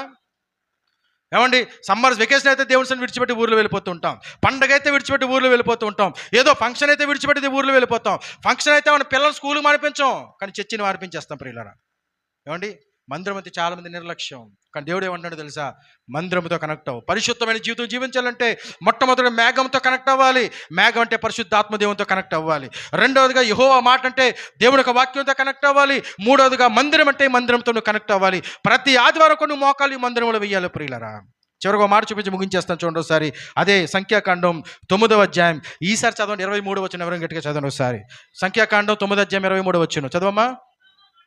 యెహోవా మాట చొప్పున తమ గుడారులు వేసుకొనిరి. యెహోవా మాట చొప్పున వారు ప్రయాణం చేసిరి. ఈ మాట అందులో చేసింది మోసే ద్వారా. యెహోవా చెప్పిన మాటను బట్టి యెహోవా ఆజ్ఞను అనుసరించి నడిచారు. గట్టిగా చెప్పండి, ఎవరి ద్వారా నడిచారట? యెహోవా ఆజ్ఞను అనుసరించడానికి మోసే ద్వారా. మోసే అంటే ఎవరండి అక్కడ? దేవుని సేవకుడు. ప్రియులారా, నువ్వు ఎవరితో కనెక్ట్ అవ్వాలి తెలుసా? చివరిగా నువ్వు మేఘముతో పరిశుద్ధాత్మ దేవునితో కనెక్ట్ అవ్వాలి. రెండవదిగా ప్రియుల దేవుని యొక్క వాక్యంతో కనెక్ట్ అవ్వాలి. మూడవదిగా నీకు అనుగ్రహించబడిన మందిరంతో నువ్వు కనెక్ట్ అవ్వాలి. చివరిగా నీకు అనుగ్రహించబడిన నీ సేవకునితో నువ్వు కనెక్ట్ అవ్వాలి. మోసే ద్వారా దేవుడు మాట్లాడేట నీ సేవకునితో నువ్వు కనెక్ట్ అవ్వాలి. చాలామంది పై 3 విషయాలు చేస్తారని సేవకునితో కనెక్ట్ అవ్వడం అంటే చాలామందికి ఇబ్బంది. నాకంటే తక్కువ చదువుకున్నాడు కదా, నాకంటే జ్ఞానహీనుడు కదా, నాకన్నా ఇది కదా. ప్రియులరా, నీకన్నా తక్కువ చదువుకున్నా, నీకన్నా జ్ఞానం తక్కువైనా సరే ప్రియులరా, ఆ సేవకుడు దేవుని ద్వారా ఏర్పాటు చేయబడినవాడు. ఆ సేవకుతో నువ్వు కనెక్ట్ అవ్వాలి. ఆ సేవకుతో నువ్వు మింగిల్ అయిపోవాలి. ఆ సేవకుడు చెప్పకుండా నువ్వు ఎక్కడికి వెళ్ళడానికి వీల్లేదు. మీకు తెలుసా, మా చిన్న వయసులో మేము ముందు చర్చికి వెళ్ళిన ఆ చర్చిలో మేము సెలవు వస్తుందండి, మేము ఊరు వెళ్తామంటే మా సేవకుతో పర్మిషన్ తీసుకుని వెళ్ళేవారు మా నాన్నగారు మా అమ్మగారు. వెళ్ళొద్దు అని చెప్తే మానేసేవారండి. మీకు తెలుసా, ఎంతమంది ఆదివారాలే మన ప్రయాణాలు చేస్తాను 7 దినాలు. చాలామంది అమ్మ వద్దమ్మా, మంచిది కాదు, పరిస్థితి మంచిది కాదు. 40,000. ప్రియులారా, చాలా జాగ్రత్తగా ఉంచండి. ఓకే ప్రియులారా, నీ దేవుని సేవకునితో కనెక్ట్ అవ్వాలి. దేవుని సేవకుడు చెప్పిన మాట ఎక్కడికి వెళ్ళినా సరే దేవుని సేవకునితో కనెక్ట్ అవ్వాలి. ఎవరు చాలా కనెక్ట్ అవ్వాలి. దేవుని సేవకుడు దేవునికి ఏర్పాటు చేయబడిన వాడు. మీకు తెలుసా, నువ్వు ఆ పరలోక రాజ్యంకి వెళ్ళిన తర్వాత దేవునికి బహుమానం ఇవ్వాలని ఎవరి ద్వారా నీకు బహుమానం ఇస్తాడో తెలుసా? Through your servant of God. నీకు వాక్యం చెప్పిన దేవుని సేవకుని త్రూవే నీకు దేవుడు బహుమానాలు ఇస్తాడు. ప్రియులారా, దేవుని సేవకుడు చాలా ప్రాముఖ్యమైన వాడు. సుమా, మీకు జ్ఞాపకం ఉందా? చాలా జాగ్రత్తగా గమనించండి. ఒక 2 వ్యక్తులు జ్ఞాపకం చేస్తాను, సమయం అయిపోతుంది. చాలా స్పీడ్గా ఒక 2 నిమిషాలు ముగిస్తాను. ఆ 2 వ్యక్తులు అంటే ఇశ్రాయేలు దేశాన్ని పరిపాలన చేసిన 2 రాజులు. ఎవరంటే, ఇశ్రాయేల్ దేశాన్ని మొట్టమొదటి పరిపాలన చేసిన సౌలు రాజు, ఇశ్రాయేల్ దేశాన్ని రెండోసారిగా పరిపాలన చేసిన దావీదు రాజు. ఇద్దరు కూడా సొలొమోను రాజు, దావీదు రాజు. ప్రియులారా, ఇద్దరు కూడా తైలాభిషేకం చేయబడ్డారు. ఎవరితో తైలాభిషేకం చేయబడ్డారు? సమూయేలుతో తైలాభిషేకం చేయబడ్డారు. సౌలు రాజు అయిన తర్వాత దేవుని యొక్క మాట వేరే మానేసి సమూయేలుతో ఆయన తెగుదంపులు చేసేసుకున్నాడు. మీరు మొదటి సమూయేలు 15:35 ఇంటికి చదువుకోండి. కానీ అక్కడ ఏమన్నాడు తెలుసా? అది మొదలుకొని సమూయేలు సౌలుతో మరలా కలవలేదట. సౌలుతో కనెక్ట్ చేయడం మానేశాడు. సౌలు సమూయేలుతో కనెక్ట్ అవ్వడం మానేసి ఎవరి దగ్గరికి వెళ్ళాడు తెలుసా? కర్ణ పిశాసాలు చెప్పిన వారి దగ్గరికి, చిల్లంగద వేసే దగ్గర వారికి, మంత్రగాల దగ్గరికి వెళ్ళారు. 7 దినాలు చాలా మంది క్రైస్తవులు ఎక్కడికి వెళ్తున్నారు? ప్రార్థన చేస్తే రోగం తగ్గట్లేదని, ప్రార్థన చేస్తే మా పిల్లలకు వచ్చామో ఏమండి ఆ జబ్బులు తగ్గట్లేదని ఎక్కడికి వెళ్తున్నారండి? ఒక మంత్రగాడి దగ్గరికి వెళ్ళాడు. దగ్గర వెళ్ళి పోము కట్టుకుంటున్నారు. ఏం కట్టుకుంటున్నారు? పోము కట్టుకుంటున్నారు. కాలుకి ఏం కట్టుకుంటున్నారు? తల వెంట్రుకలు కట్టుకుంటున్నారు. ప్రియులారా, ఏమైనా ఉందా? నువ్వు కట్టుకున్న దారం ద్వారా, నువ్వు కట్టుకున్న తల వెంట్రుకలతో నీకు ఏమైనా స్వస్థత కలుగుతుందా? దేవుని పక్కన పెట్టేసి, దేవుని యొక్క సేవకుని పక్కన పెట్టేసి మంత్రగాల దగ్గరికి వెళ్తున్నావా, తంత్రగాల దగ్గరికి వెళ్తున్నావు, జాగ్రత్త, దేవుడు నిన్ను కొడతాడు. ప్రియులారా, నీ సేవకుని దాటి వెళ్ళిపోకూడదు. కానీ దావీదు దగ్గరికి వద్దాం, చాలా జాగ్రత్తగా ఉంచండి. దావీదు తన చివరి వర్షంలో కూడా, దావీదు తన చివరి దినాల్లో కూడా, చచ్చిపోయే ముందు కూడా ఎవరిని పిలిపించాడు తెలుసా? తన కుమారుని రాజుగా చేయడానికి యాజకుడైన సాదోకుని పిలిచాడు. నాతాను ప్రవక్తని పిలిచాడు. దైవ సేవకులతో రిలేషన్షిప్ పోగొట్టుకోలేదు ప్రియులారా. దైవ సేవకులతో అంటి పెట్టుకున్నాడు దావీదు. కాబట్టి దేవుడు హృదయానుసారుడైన మనిషిగా పిలువబడ్డాడు. నా ప్రియ దేవుని బిడ్డలారా, నీకు అనుగ్రహించబడిన దేవుని సేవకులతో వంటి కట్టబడాలి. నీకు ఇవ్వబడిన దేవుని యొక్క మందిరముతో వంటి కట్టబడాలి. నీకు ఇవ్వబడి నీ చేతికి ఇవ్వబడిన దేవుని యొక్క వాక్యముతో వంటి కట్టబడాలి. ప్రియులారా, నీకు జీవితము జీవాన్నిచ్చిన పరిశుద్ధాత్మ దేవునితో వంటి కట్టబడాలి. ఈ 4 విషయాలు నువ్వు కనెక్ట్ అయినట్లయితే, ఈ 4 విషయాలు వంట కట్టబడినట్లయితే, నేను పరిశుద్ధుని కాబట్టి మీరును పరిశుద్ధంగా జీవించగలుగుతారు అని దేవుడు చెప్పిన రీతిగా మనం పరిశుద్ధంగా జీవించే గొప్ప అవకాశం కలుగుతుంది. ప్రియులారా, పరిశుద్ధంగా జీవిద్దామా? దేవుడు ఆజ్ఞ కదా అది. ఆయన పరిశుద్ధుడు కాబట్టి మనం కూడా పరిశుద్ధంగా ఉండాలి. మనం పరిశుద్ధంగా జీవించాలంటే మొట్టమొదటిగా పరిశుద్ధాత్మ దేవునితో మనం అంటుకట్టబడాలి. రెండవదిగా ప్రియులారా దేవుని యొక్క వాక్యంతో అంటుకట్టబడాలి. మూడవదిగా దేవుని మందిరముతో అంటుకట్టబడాలి. నాలుగవదిగా దేవుని సేవకునితో అంటుకట్టబడాలి. ఈ మాటలు మీ హృదయంలో భద్రపరచబడ్డాయా? 4 మాటలు భద్రపరచబడ్డాయా? చెప్పండి, అందరూ ఒకసారి చెప్పండి. ఒకసారి మొట్టమొదటిగా అందరూ ఇటు మొత్తం కలిపి చెప్పాలి. అందరూ మొట్టమొదటిగా ఎవరితో భద్రపరచబడాలి, అంటుకట్టబడాలి? మేఘం అంటే ఎవరండి? పరిశుద్ధాత్మ దేవునితో మొట్టమొదటిగా అంటుకట్టబడాలి. రెండవదిగా దేవుడు మనకిచ్చిన దేవుని వాక్యంతో అంటుకట్టబడాలి. మూడవదిగా దేవుడు మనకిచ్చిన మందిరముతో అంటుకట్టబడాలి. నాలుగవదిగా దేవుడు మనకిచ్చిన సేవకునితో అంటుకట్టబడాలి. తల వంచండి, ప్రార్థన చేసుకుందాం. ప్రతి ఒక్కరు తల వంచండి, ప్రార్థన చేసుకుందాం. దేవుడు పరిశుద్ధుడు కనుక మనం కూడా పరిశుద్ధులై ఉండాలి. దేవుని యొక్క వాక్యం మాట్లాడుతూ ఉంది. అంటుకట్టబడుతున్నాం ఈ మధ్యాహ్న కాల సమయంలో, ఒక చిన్న ప్రార్థన చేద్దాం ప్రియులారా. ఒక చిన్న ప్రార్థన చేద్దాం. ఒక 5 నిమిషాలు చిన్న ప్రార్థన చేద్దాం. ఏమనుకోవద్దు, ఒక 5 నిమిషాలు లేట్ అయింది, నో ప్రాబ్లం. ఆహ్లాదకరమైన వాతావరణమే, సరైన వాతావరణమే. ప్రియులారా, మన దేవునితో అంటుకట్టబడదాం. ఎక్కడైనా తప్పిపోయామో, ఎక్కడైనా తొట్టిల్లిపోయామేమో,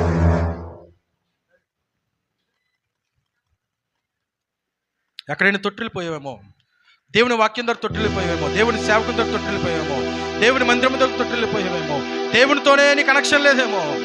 ఒకసారి ఆత్మ పరిశీలన చేసుకో. మీ సహోదరుడా, ఈ మధ్యాహ్న కాల సమయంలో సో బ్లెస్డ్ పర్సన్. నువ్వు చాలా ధన్యురాలు కారణాడు తెలుసా? దేవుడు తన అమూల్యమైన వాక్యాన్ని కలుగజేస్తాడు. ఆయన పరిశుద్ధుడు కాబట్టి నువ్వు పరిశుద్ధంగా ఉండాలని దేవుడు పిలుస్తూ ఉన్నాడు. నిన్ను పిలిచిన దేవుడు పరిశుద్ధుడు. ఆయనకు అడుగుతున్నాడు, నీవు కూడా పరిశుద్ధంగా ఉండవాలని. దేవుడు మాట్లాడుతున్నాడు. పరిశుద్ధంగా ఉంటావా? అడుగుతావేమయ్యా దైవజనుడు అన్నయ్య, ఈ యొక్క యవ్వన జీవితంలో, యవ్వన ప్రాయంలో నేను ఎలా పరిశుద్ధంగా జీవించాలి? పరిశుద్ధంగా జీవించాలని ఆశ అయితే ఉంది, పరిశుద్ధంగా బ్రతకాలని ఆశ అయితే ఉంది, దేవునితో సహవాసం చేయాలని ఆశ అయితే ఉంది. అయితే నా శరీరజ్జలు, నా కోరికలు, నా తలంపులు, నా ఊహలు, నా ఉద్దేశాలు దేవుని దూరం చేసేస్తున్నాయన్నయ్య. ఏం చేయాలి? నీ హృదయంలో భద్రపడుతున్నావా? నీ హృదయంలో వేదనపడుతున్నావా? దేవుడు నీతో మాట్లాడుతున్న ప్రియ సహోదరి, దేవుడు నీతో మాట్లాడుతున్న ప్రియ సహోదరుడా, మేఘంతో కనెక్ట్ అవ్వు. మేఘం ఎలా చెప్తానని నడువు. మేఘం ఆగితే ఆగిపో, మేఘం కదిలితే కదులు. ఆత్మానుసారంగా నడువు, దేవుడి పిల్లగా మార్చబడిపోతావు. పరిశుద్ధాత్మ దేవుని పిలువు. అయ్యా, నీ ఆత్మధోరణి స్పందించు ప్రభువా, నీ ఆత్మధోరణి నడుపు ప్రభువా, నీ ఆత్మ అనుసరించి నడుస్తాను ప్రభువా. నా ఇష్టానుసారంగా నడిచిన కాలం చాలు ప్రభువా, నా ఇష్టానుసారంగా జీవించిన కాలం చాలు ప్రభువా. ఇక మీద నా ఆశ ప్రకారం కాదు, ఇక మీద నా కోరిక ప్రకారం కాదు, ఇక మీద నా ఇచ్చ వచ్చినట్టు కాదు ప్రభు నేను జీవించాల్సింది. అయ్యా, నీకు ఇష్టకరంగా జీవించే గొప్ప దయచేయాలి. అయ్యా, నీ మార్గంలో జీవించే గొప్ప దయచే ప్రభు. నీవు చెప్పే మార్గంలో జీవించే గొప్ప దయచే ప్రభు. నీ ఆత్మను సంధించుదేవా. పరిశుద్ధాత్మ ఆహ్వానిద్దాం. పరిశుద్ధాత్మ దేవనాలో రండి అయ్యా. అయ్యా, నాతో మాట్లాడండి ప్రభు. నా మార్గాన్ని స్థిరపరచండి దేవా. నన్ను స్థిరులుగా మార్చండి దేవా. అయ్యా, నీతుల గురించి, పాపం గురించి, తీర్పుల గురించి ప్రభు నన్ను ఒప్పింప చేయండి ప్రభు. అయ్యా తండ్రి ప్రభు, నన్ను సత్యంలో నుంచి సర్వ సత్యంలో నడిపించు ప్రభు. నీ ఆత్మ నుంచి నడుస్తాను ప్రభు. అయ్యా, నీ ఆత్మ ప్రభుని పొందుకోవాలంటే అది విశ్వాసం ద్వారా, స్వార్థ ఆలకించడం ద్వారా ప్రభు.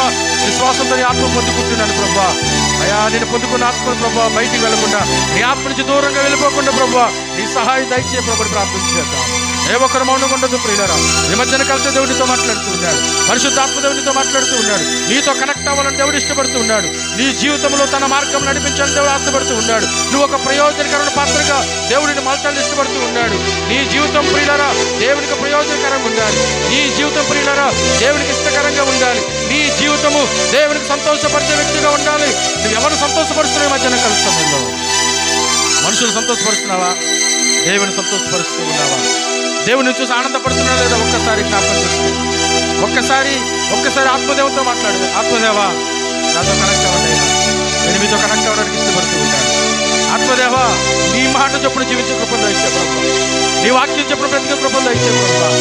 నీ వాక్యం ద్వారా జ్ఞానం కలుగుతుంది ప్రభు.